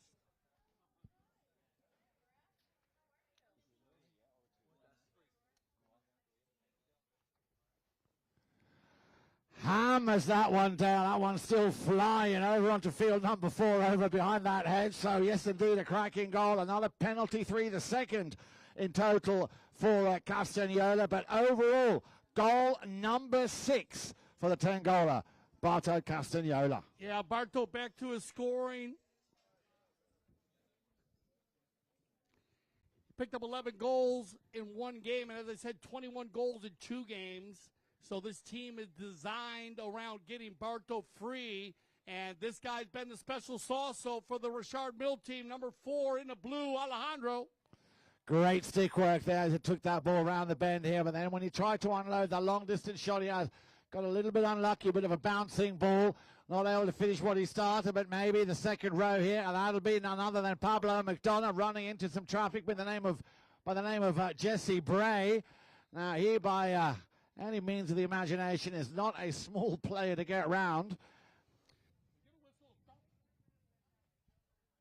Stop the clock with 2:01, and Pablo, as you said, after Alejandro works that one down a good 100 yards, Pablo just shuts it down and goes to the control play, and very well. Okay, so we have a foul against Casablanca. Right. And they're going to go ahead and challenge this call on the open goal penalty 2. So with 2:01 on the clock, chucker number 4. Another challenge. Now this will be an interesting one because, as Dale would always say, you know, that risk-reward matrix. When do you pull that card, that challenge card? Remember, they only have 1 per half. We are in the second half, and it's always, I think, very important that the person who actually fouled or got the foul against him is not the one to make that decision. It should be a decision left for the captain, somebody who's got a clear head and clear-minded and not, obviously passionate about what just happened. So Dale, tell us, what do you know? Okay, so we do have an early challenge. Risk-reward matrix calls it an early challenge, Jan. And a 4-chucker challenge. Now, it was going to be an open goal penalty 2 on the challenge, but they're going to lose their challenge. So, probably the biggest part of this game right now and the biggest advantage given to Richard Mille is that Casa will lose their challenge, and Richard Mille will retain a challenge here in the second half. With a 1-goal difference in a tight match, they can come in play. It is indeed so. Mr. McDonough there picking up, well, believe it or not, Dale, only his first goal of the match, but a very important goal, bringing them back within 1 goal. Here comes he under the next shot, looking for, well, it's going to be Alejandro Navijo Estrada. He's got Gonzalita right behind him. Can Tomacho do anything? Gonzalita, that is why he jumped in behind and just puts it wide, but you can still give him a round of applause because that was great polo here by Richard Mille. Yeah, I love the offensive attack. I love the design of the Richard Mille team today, using Gonzalita going forward. He's been very positive carrying the ball. He's proved it on the field with 4 goals from the field, pulling the team and also lining out, Gilberto. And a great rotation again with Alejandro at the number 4 position. Richard Mille losing by a goal here, but showing that their offensive attack is working well. Working very well indeed. Another whistle will stop the action with 5:14 on the clock. We are in Chukka number 4. Now remember, this is high goal polo, so we will be playing a total of 6 Chukkas. And if I just look over to the left of me, Senor de Carril, we've got Senor Zubia is in the house, Juan Bellini. I mean, they are all here, all looking very guapo. Bit handsome there for you. A group of guapo, man. Group of guapos, yeah. Big energy. And the Cobra. The Cobra is also too. Cobra was the final player to walk off the field after our divot stop. We got the Cobra in the house, ready to rock and roll. Always, we might be able to get the Cobra on the mic here a little bit. Good to see you guys. The Cobra will jump on the mic with us every so often. And a great group. We want to thank everyone for coming out here to the Grand Champions Polo Club. Make yourself at home while you're here. You are our family when you're here, of course. And everybody checking out CTV Sports. Penalty 4 in favor of Richard Mille. It'll be Pablo. Looking for and finding his second goal, Dale. A penalty 2, now a penalty 4. And that is bringing Richard Mille right back into this game. 7 goals apiece. The clock is going to run down. I doubt very much they're going to make it in time for another throw-in. And that will then, of course, conclude the end of Chukka number 4. Ladies and gentlemen, give them a round of applause. It is 7 goals apiece. Stay tuned when you're watching at home on CTV Sports. We'll be right back for the penultimate 5th and final Chukka when we return here at Grand Champions Polo Club.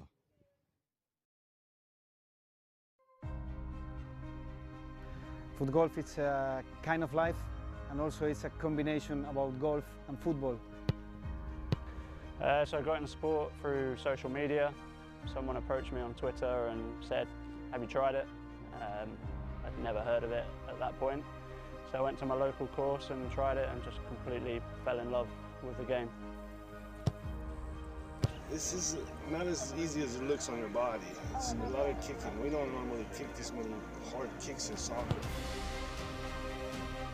For me, this and the US Open are the 2 top US tournaments. It's something we all look forward to every single year. Great fun, and I think everyone will enjoy it when they try it. You can't not have fun. When you set goals at the start of the season and you're able to achieve them at the end of the year, I think I can speak for everyone and say when we set goals and we make the sacrifices that we make, which a lot of people don't see, and then it all comes to fruition, it's a good feeling. I literally live, breathe foot golf.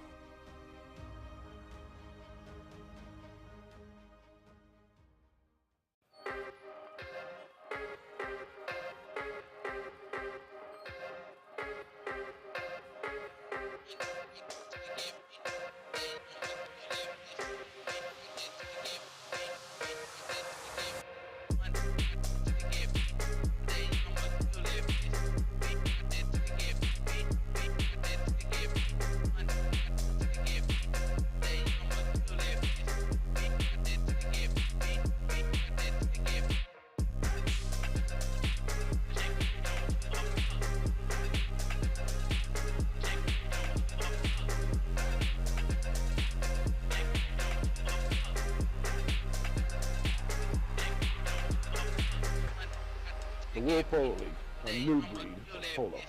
All right, everybody, here we go. Get behind your teams. Pick a team. Give them the energy.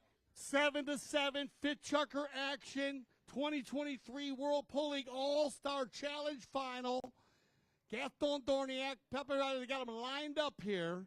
And Jan, this chucker is going to be very, very important based on how tight it has been back and forth. One team, if they could get an edge going into the 6th, would be huge.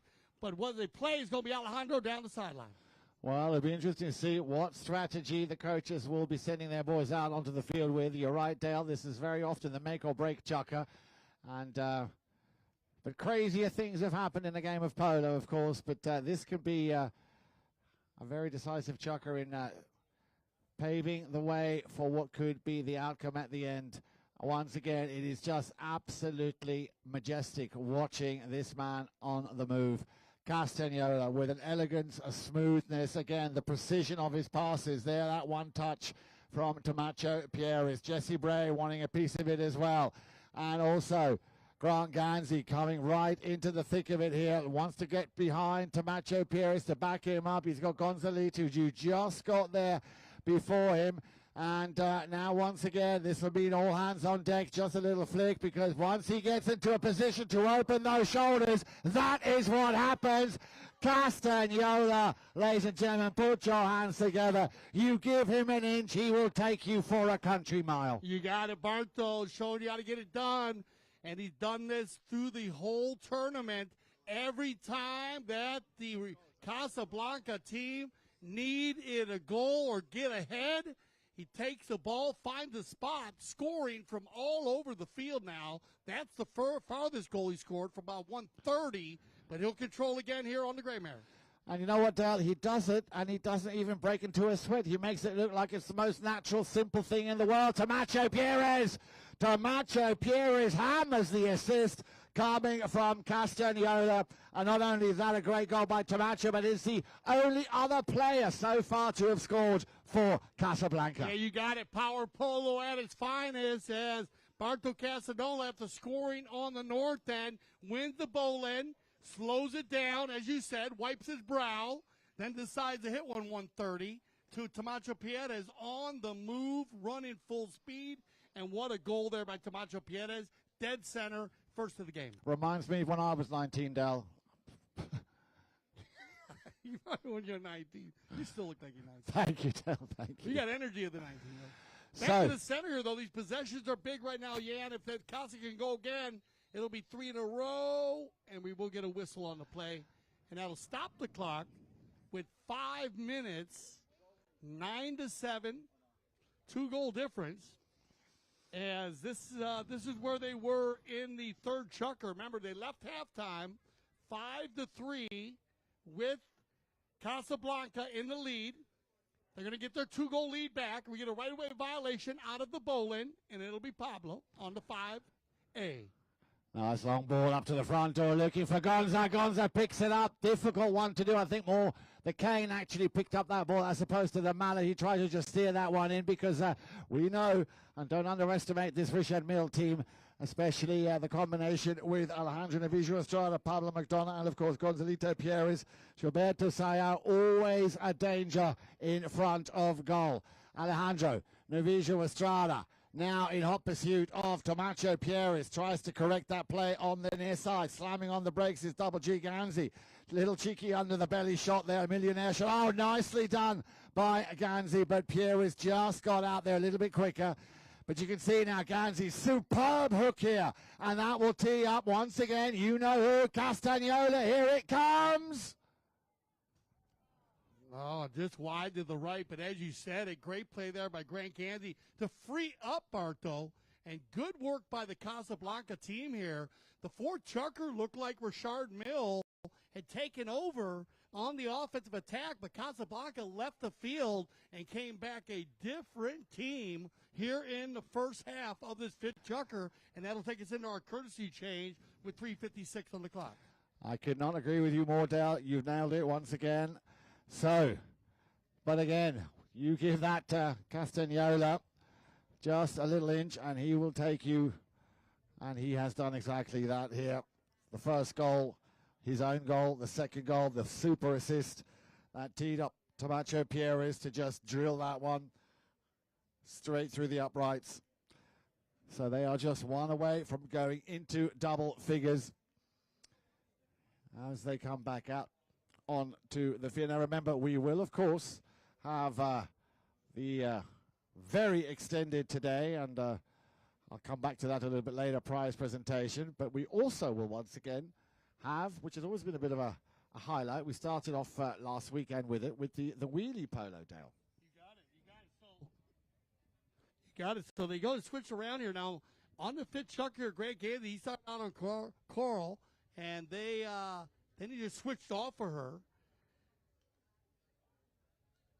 So that's the course that he made that little quick little play on. Alejandro's going to work this one down the sideline here on Mongo. Keep an eye on this bay pony now of Alejandro and also Barto. And Barto's going to come on here on Netflix and steal it away and try to take control for Casablanca. Yeah, but Alejandro, he's not going to take this lying down. He's going to put his stick down as much as he possibly can. You know, I do like the fact that Alejandro, one of those players, he is not intimidated by anything or anyone. Leaves that one behind. Now on the move. Nicely done. McDonough's got to be careful. In comes the challenge from Ganzi. And we get a whistle on the play. They'll stop the clock there. And they took that one around. Everyone came together. Now remember, the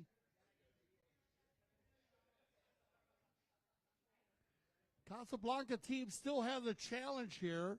Richard Mille, they lost their challenge. Or actually, Casa lost their challenge. Yeah, Casa. Richard Mille, so Casa lost their challenge, so they will not be able to challenge this. They would have to have, or hope they had a disagreement of the umpires. And they used that one pretty early in the fourth. I was surprised by that, actually, just because it's been such a tight game. Not that there was an open goal penalty, too, so they would have saved a goal shot. Yeah. But based on just being early in the game. Open goal penalty, 2 on the blocking foul. So we do have a right-of-way violation on the blocking foul. And it'll be Pablo McDonough to do the honors here from the 30-yard mark. Well, as to be expected, no mistake. His second conversion of a penalty to his third goal overall, bringing his team back within 1 goal. The clock is ticking down. We're coming up to the 2.5-minute mark here in the penultimate fifth chukker. So how, as they have in the past, will Casablanca react? Are we going to see another one of those hit and run, picking up the ball from the throw-in by Castagnola? Well, no sooner had I spoken or had his his name left my lips. He's back in the action straight away. Here he comes, charging down the line. Again, a clever foul that he's got himself here for Casablanca. Okay, so this is 2:15 on the clock, and that's a breakaway play if this foul stands, and nobody back with the light jersey on here, a blue jersey. So that's going to be an issue. And yeah, they're going to go with the open goal here. Now Richard Mille still has a challenge on here, but I don't know if I'd challenge that one. That was a pretty easy call.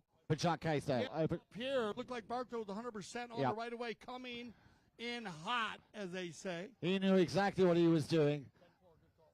And because he was the last man or the first man, whichever way you want to look at it, of course, with a clear run to goal, this is why that that ball placement issue can sometimes be an issue. But because, as I say, he was the last or the first man running down the field, the umpires really had no choice but to give an open goal penalty 3.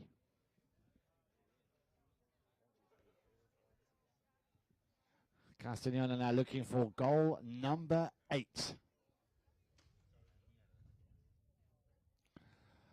Well, look no further. There it is, ladies and gentlemen. A nice round of applause, if you please. Goal number 8 for the 10-goaler, Barto Castagnola. His second penalty, 3. And with that, puts his team into double figures now. If we look at this chukker and isolate it, it is 3-1 in favor of Casablanca with 1:50 left on the clock. Yeah, the Casablanca coming alive here in the fifth chukker. And to see if Richard Mille could finish strong. Backed up, changed up, and here comes number 3. Barto. Castagnola. A lot of space until Alejandro Navijo Estrada shuts him down, forces him to change direction. Goes round the outside. Tomacho Pierre is just getting a wink and a nod. I'm sure Barto will have told him where he wants him, or he might have just said, you know what, just watch this. And that one... took the mallet out of the taco holder over there. That ball hit so hard. He's going to shoot that ball from a good 100 yards, if not 120, and across the goal mouth. knocking coming lined up. It's going to be the dynamic duo. Pablo back to Gonza. Gonza looking for Alejandro's got the foot race. Well, has he, though, because Castagnola will get there first. Turns it around on the inside nicely, using the boards. Little jump over, still trying to control the ball. And look how hard he concentrated. Now then, Pierres. Gilberto going out on the far side. Still, Barto, little cheeky steal. This is what he does, Dale. This is what he does. Castagnola in the air. 1, 2, 3. And that is sealed with a kiss from Barto Castagnola. Yeah, that was a kiss. That was a kiss for you. But well done, Barto Castagnola. Put your hand together, everybody. And it's going to be 11-8 here as we send them off for our sixth and final chukker. But like I always say, mucho tiempo. There's a lot of time left in this one. And Richard Mille has already scored 4 goals in 1 chukker. They need to repeat the same energy they had in the 4th chukker.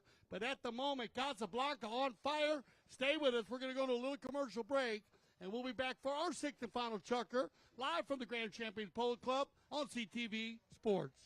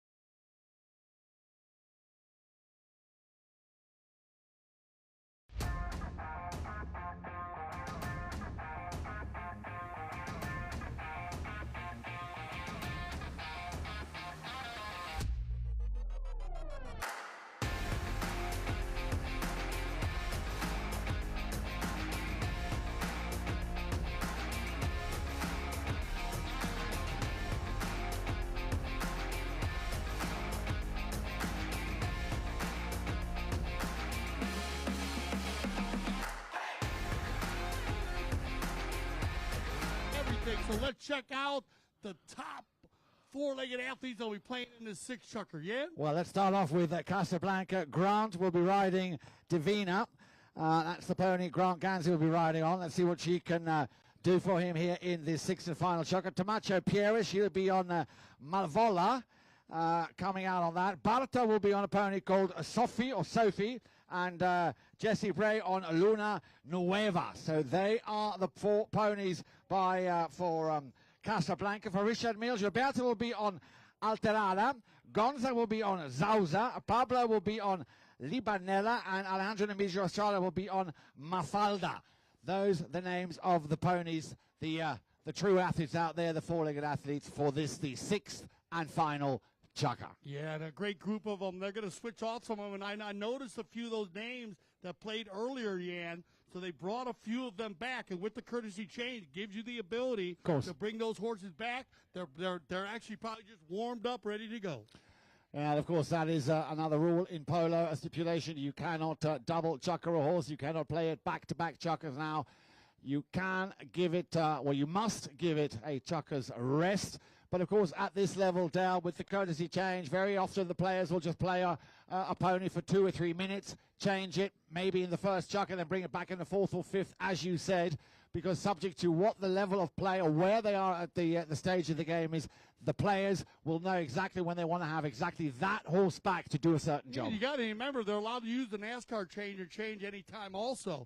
Courtesy changes makes it equal across the field. So we do have a challenge on the play.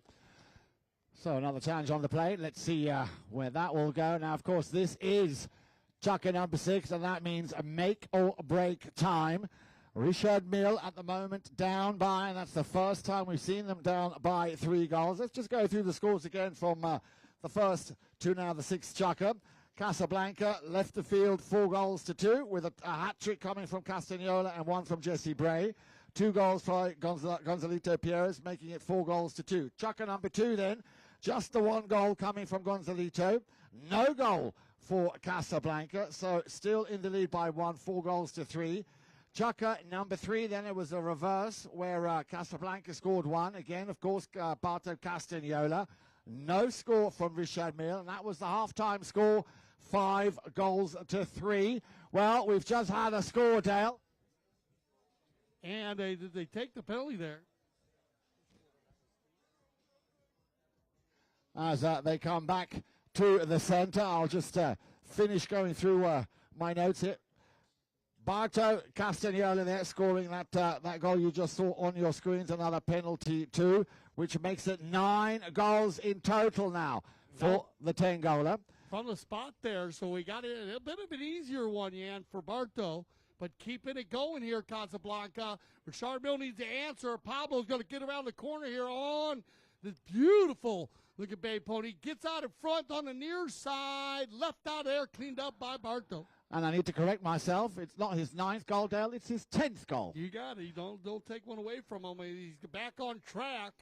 A hat trick in the 5th, a hat trick in the 1st, Dale. I forgot that, of course. And then 1 in the 3rd, 2 in the 4th, and now already 2 in the 6th. 1 in the 6th chucker. And Jesse Bray's going to pick up pass, put your hands together, coming from the back door, and Casablanca adding to their arsenal of scoring power today. Not just Barto, but everybody getting involved, and Jesse coming through with the number 4 in his back. Great job there by Grant Ganzi and Camacho Pierres to open up the hole, to give Jesse the time to stay out in front. Casablanca's on fire. Well, you said it, Dale, in that last chucker. That is where they are. They really open up the shooting. 4 goals to 1 in that 5th chucker. And that has paved the way now here for them to, well, bring this over the finishing line. But there is still, as you say, plenty of time left. 5 goals in it. And Richard Mille need to start scoring very quickly now. Yeah, no, they still have the time to do that. But like I said, they need to get back to that energy of the 4th chucker. Richard Mille, so strong in the 4th. I mean, outscoring Casablanca, but coming out of 10th after not scoring a goal since the 2nd chucker. But then the tables turned and Casa just went back to this firepower that they have, and it has been working smoothly. And they're on a full 4-player rotation at the moment because, look, now you got Grant and Camacho going forward here. You get a whistle with 4:13 on the clock. Well, it's a little bad luck there. Grant coming from left to right. Alejandro checking up. You might get your final courtesy change. We'll see what they decide to do here. I'm not sure if they go with it or not. They might move it. They'll check with the players, I guess, to make sure. And no, they're going to, yeah, I guess they are going to go with it. So they are going to go with the final courtesy change of the day. And I would not be surprised if you don't see a couple different horses split up here going in to the final 4 minutes and 13 seconds. Well, I'm pretty sure Richard Mille will be welcoming this early courtesy change. As you said, Dale, 4:13, slightly early in the chucker. And this is now where they need to bring out their strongest horsepower that they have in their arsenal. Now, What do you think is going through the minds of Grant Ganzi, Tomacho Pieres, Barto Castagnola and Jesse Ray? Have they already got their hands on that beautiful trophy, which is located right below us? Remember, after the game, there will be a short little interval. We're going to have the wheelie polo, something which we introduced here at Grand Champions Polo Club. I am not at all an expert, Dale, but You're interested in calling the wheelie polo today. thank you, but no thank you. I don't even know where to begin because, you know, I'll be looking for the horse. Yeah, you can't keep up with them. I can't keep up with them. Problem. No, exactly. I can't keep. I know them all, and it's hard for me to keep them. Well, we'll get a great demonstration of wheelie polo, as we do have rules and regulations involved. We're going to go over those rules and regulations today while they're playing. Here we go. Back to the penalty 5A after the currency change, and it'll be Gonzalito.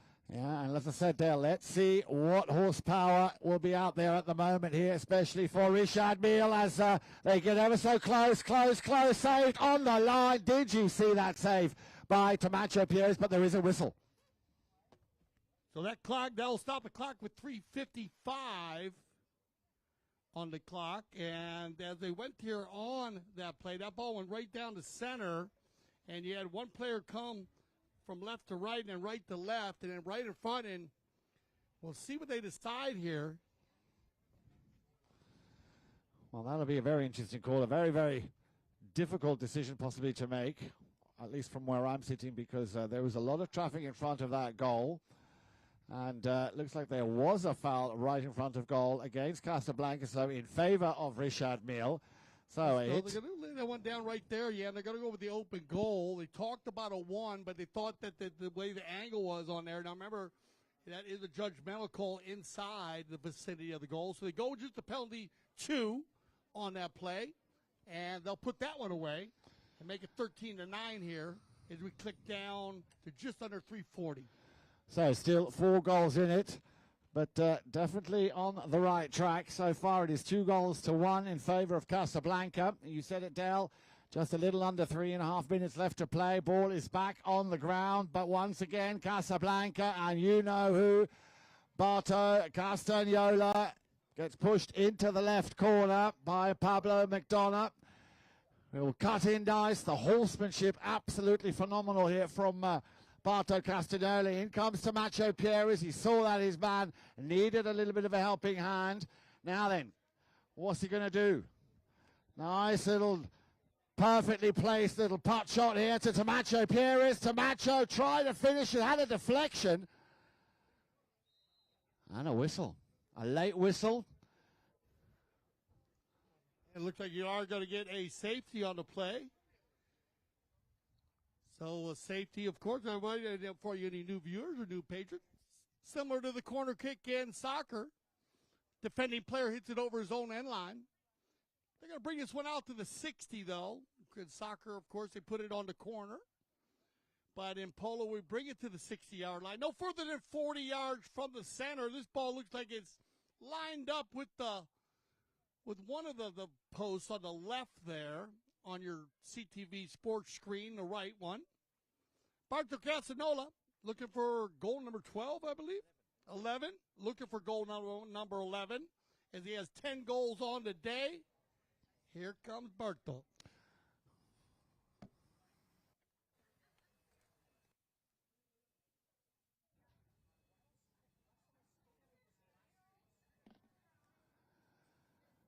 Yep, that's all the way to Orlando. Nicely done. Castagnola picking up goal number 11.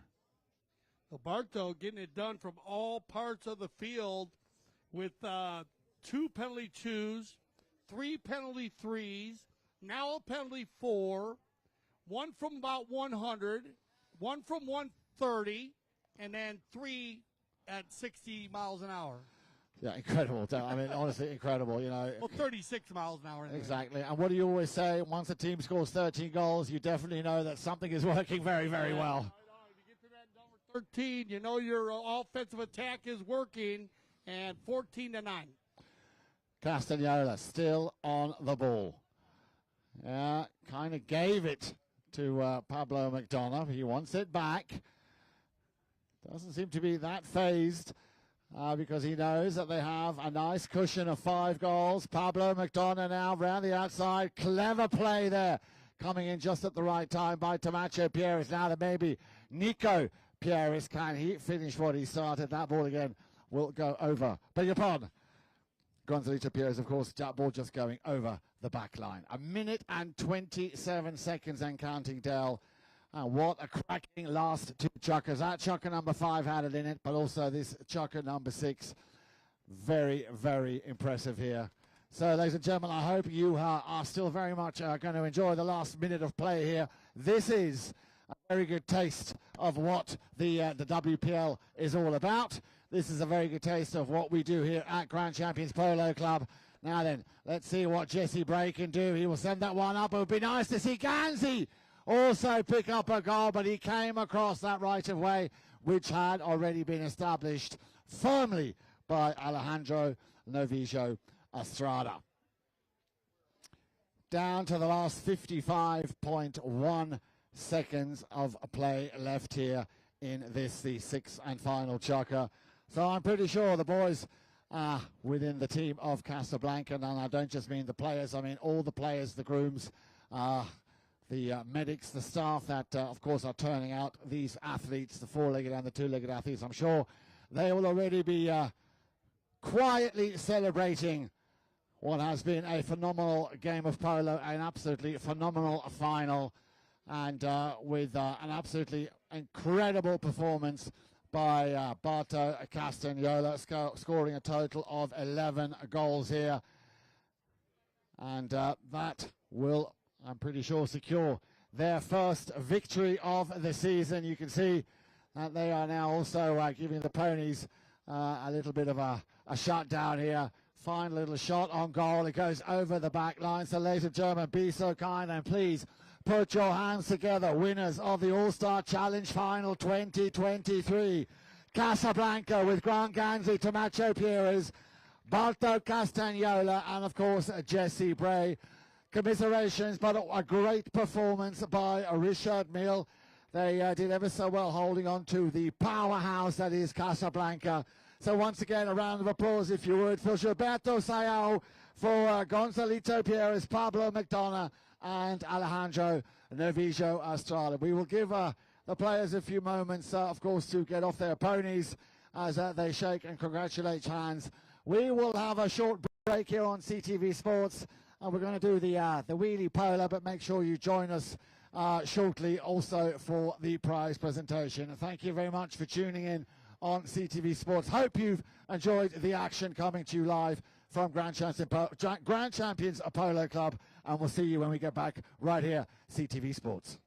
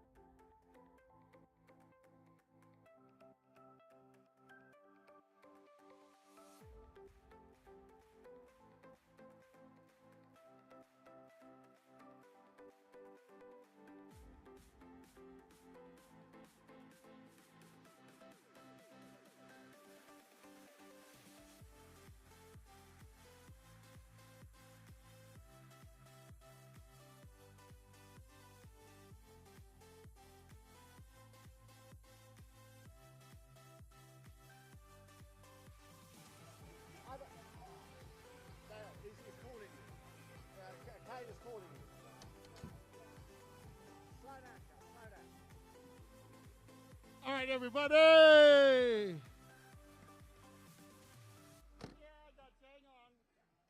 Doing interviews with the winners down there, so I got to catch my breath here. Otherwise, I can bring the mic down to Cale Newman, because I heard Cale's pretty good on the mic, especially for wheelie polo. Might sound like a good opportunity.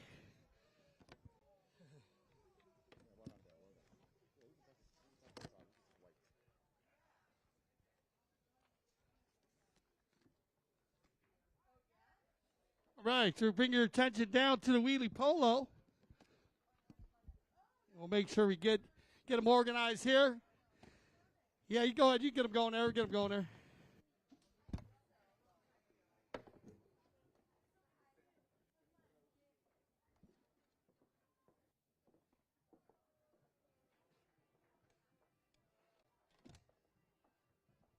All right, so with our wheelie polo, once again, we want to welcome everybody.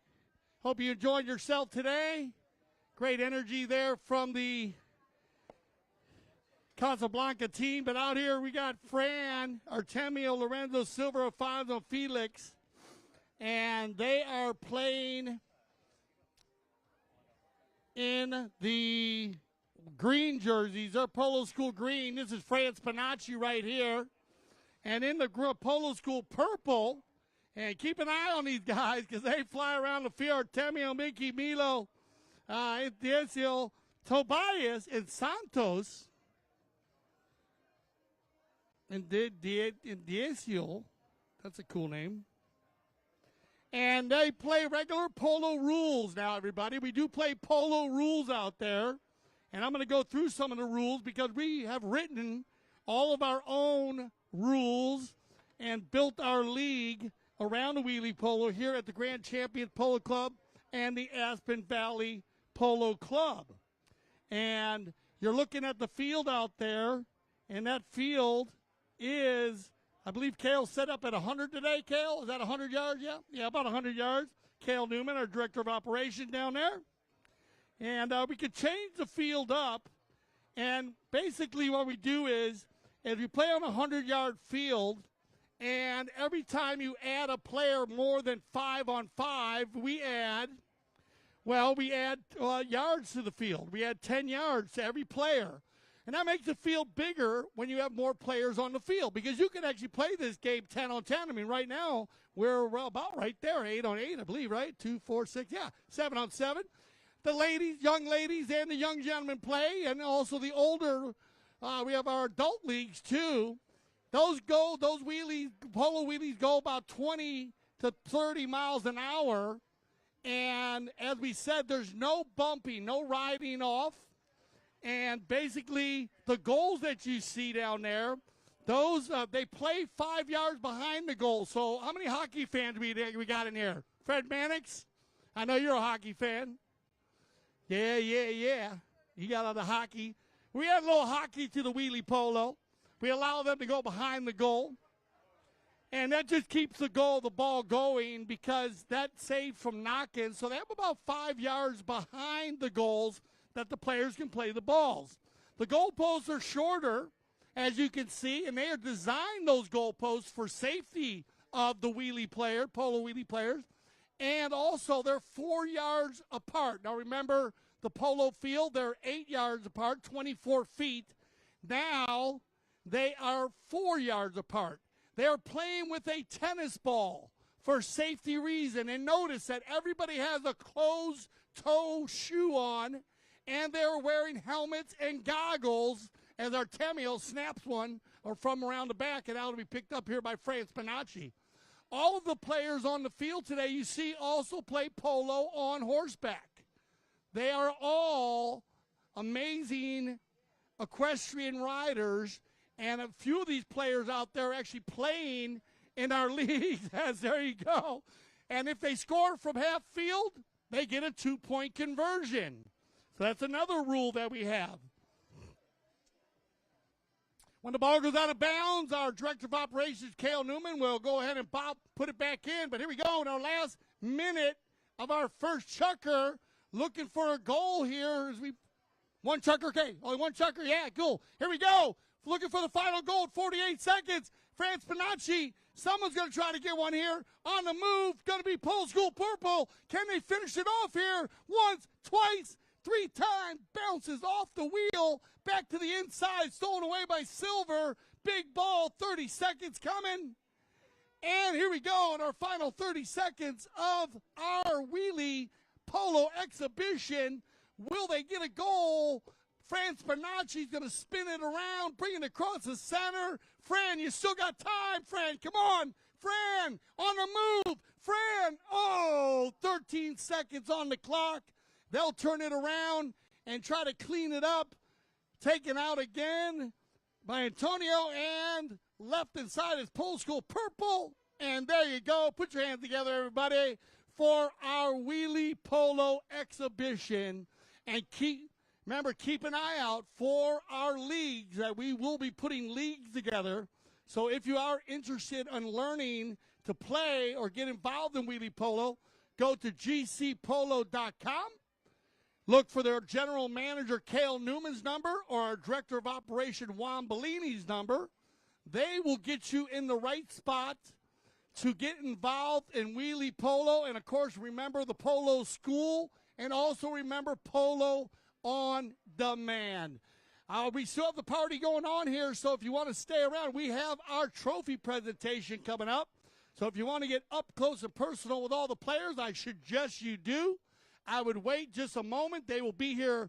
They'll be arriving in just a split second, and we will have our trophy presentation. Once again, my name is Dale Schwetz with Jan Edik Frank today. I hope you enjoyed your experience here at the Grand Champions Polo Club, at Field 2, at our VIP, at our finals of the World Polo League All-Star Challenge. Thank you for coming out, and we'll be right back here with our trophy presentation and Jan Edik Frank, and we'll be right back here on CTV Sports. Stay with us.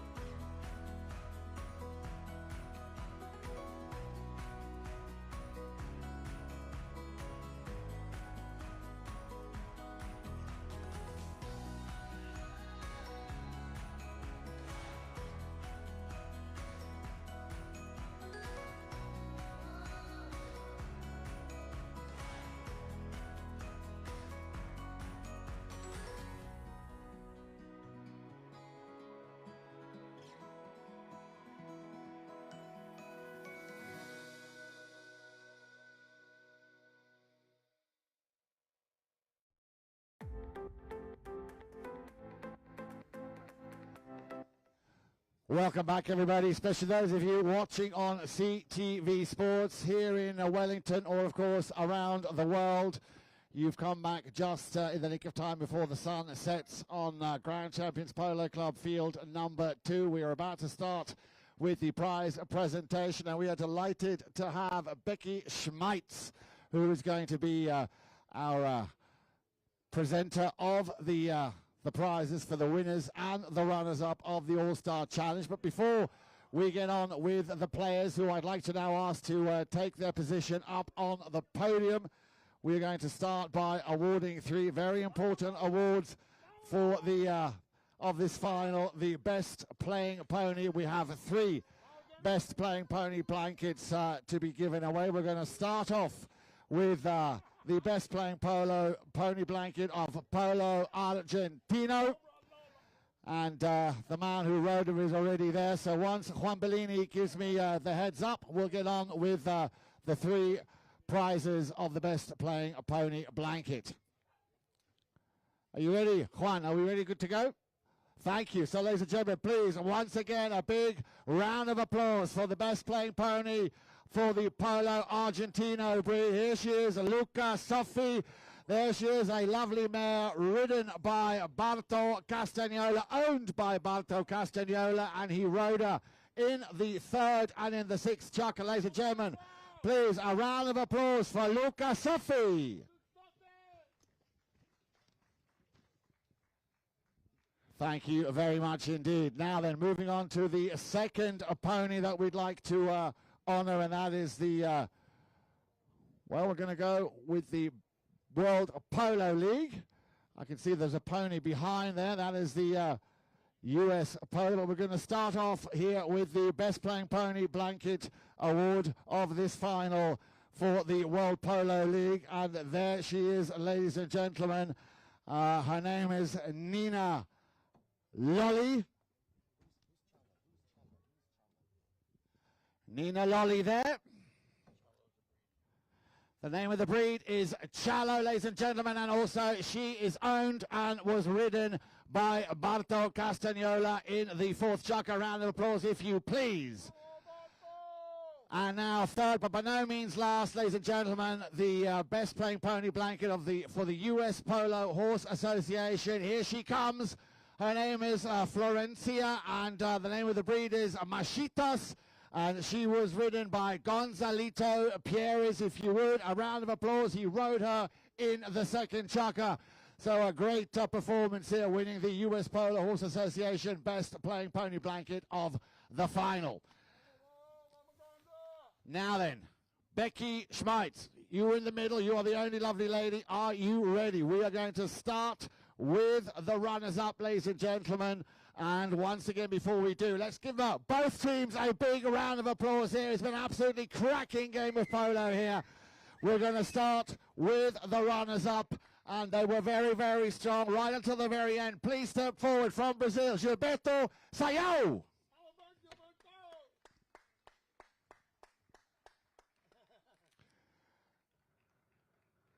Well done, Gilberto. At number 2 then, ladies and gentlemen, 9 goals to his name, Gonzalito Pierres, please step forward.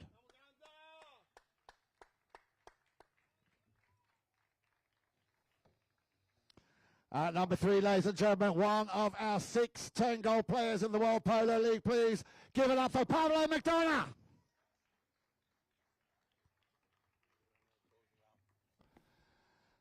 And at number 4, ladies and gentlemen, the one and only Alejandro Novillo Estrada.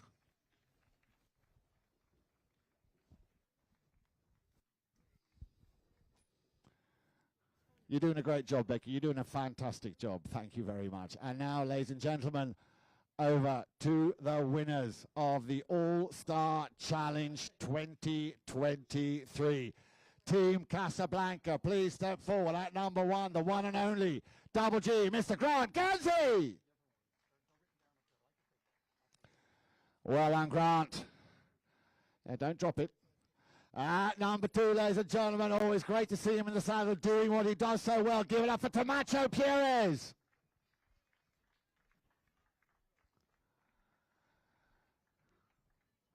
At number 3, I'm sure you'll remember his name. Give it up for Signor Barto Castagnola.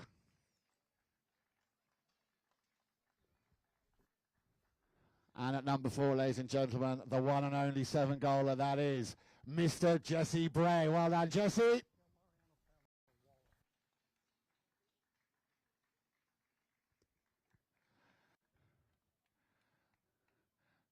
No, you're not quite done yet, Becky. You're not quite done yet. We have, of course, now the award for the MVP, the most valuable player. And I'm sure it'll come as no surprise to you, ladies and gentlemen. The MVP of the All-Star Challenge Final 2023 goes to Barto Castagnola.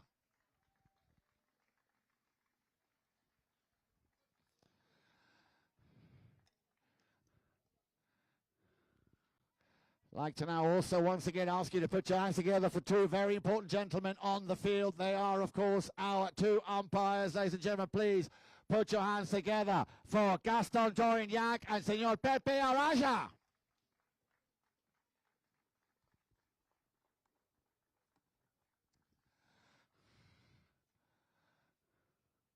And if I can now ask the runners-up to please exit stage left so that the world's press can get a picture of the winning team. Thank you very much. Give a round of applause, ladies and gentlemen. The runners-up in the blue shirts are Richard, Mille. Well done, all 4 of you. Gilberto, Gonzalito, Pablo, and Alejandro. And now the moment that I'm sure this team has been waiting for. Thank you very much, Becky. We still need you, Becky Schmeitz. Don't just leave just yet. Ladies and gentlemen, I give you the winners of the All-Star Challenge Final 2023.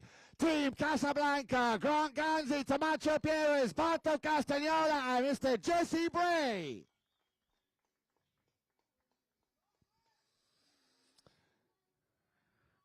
Now we have, thank you very much. A little round of applause here for Becky Schmeitz, but Becky, we still need you. Becky, don't be leaving just yet, Becky. Oh, she's walking away, Juan. Keep her close. Becky, we need you to just be on standby if you would. We have another 4 very important awards to give, and it gives me great pleasure and an honor to be able to announce these awards. They are for 4 individuals, or 4 awards for very, very good performances from last year. So the 2022 United States Polo Association Dr. Billy Linfoot Award for the Most Improved Player of 2022 award. Ladies and gentlemen, that goes to Santos Bellini. Where are you, Santos?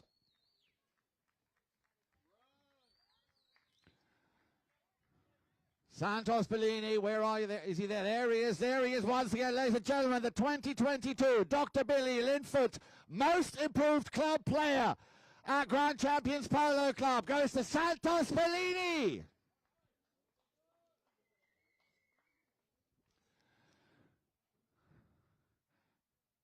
We have 3 more.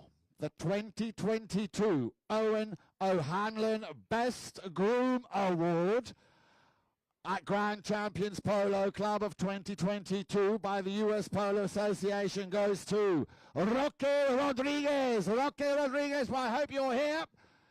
Well, at least I hope somebody told you to be here.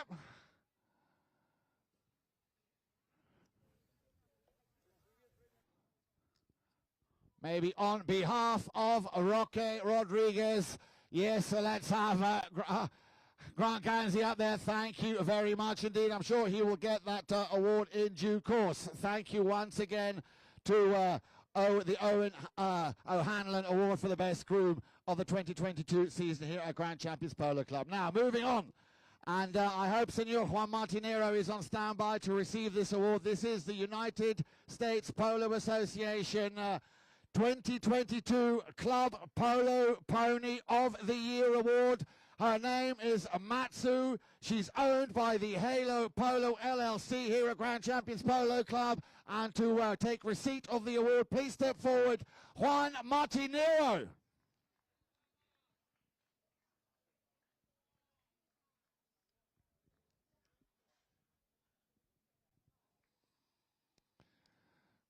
Don't be shy, Juanma. Don't be shy. She won't bite.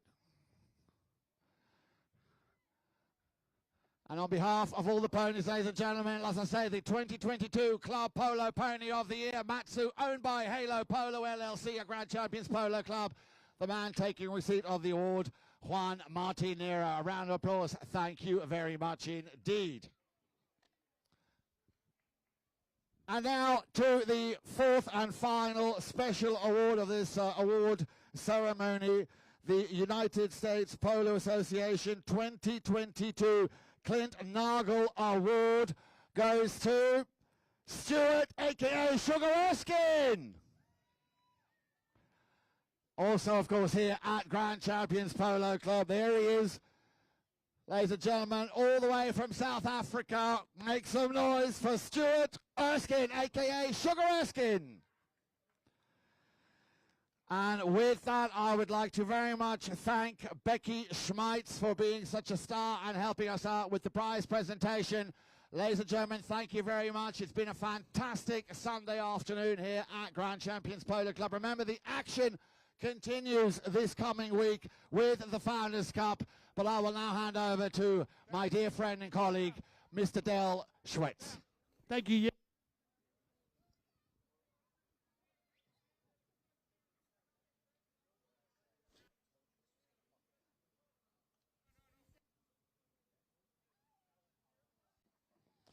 I believe, Dale, you've lost power there. Well, I think I'll just, I think I know what you're going to say. Thank you very much, ladies and gentlemen. It's been an absolutely fantastic weekend.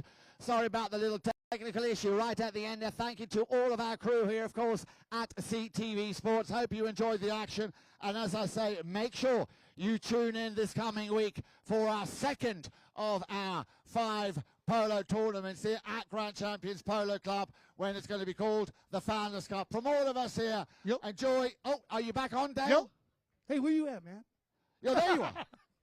I love you, Jan Eder Frank. Put your hand together one more time for Jan Eder Frank. And what a day. We want to thank everyone for coming out here to the Grand Champions Polo Club. Congratulations to Casablanca, of course, for Richard Mille for making it to the finals. And once again, for Jan Eder Frank, I'm Dale Schwetz. I speak for everyone at CTV Sports when I say thank you for making us the leaders of polo broadcasting. And always remember, here at CTV Sports, we love the polo.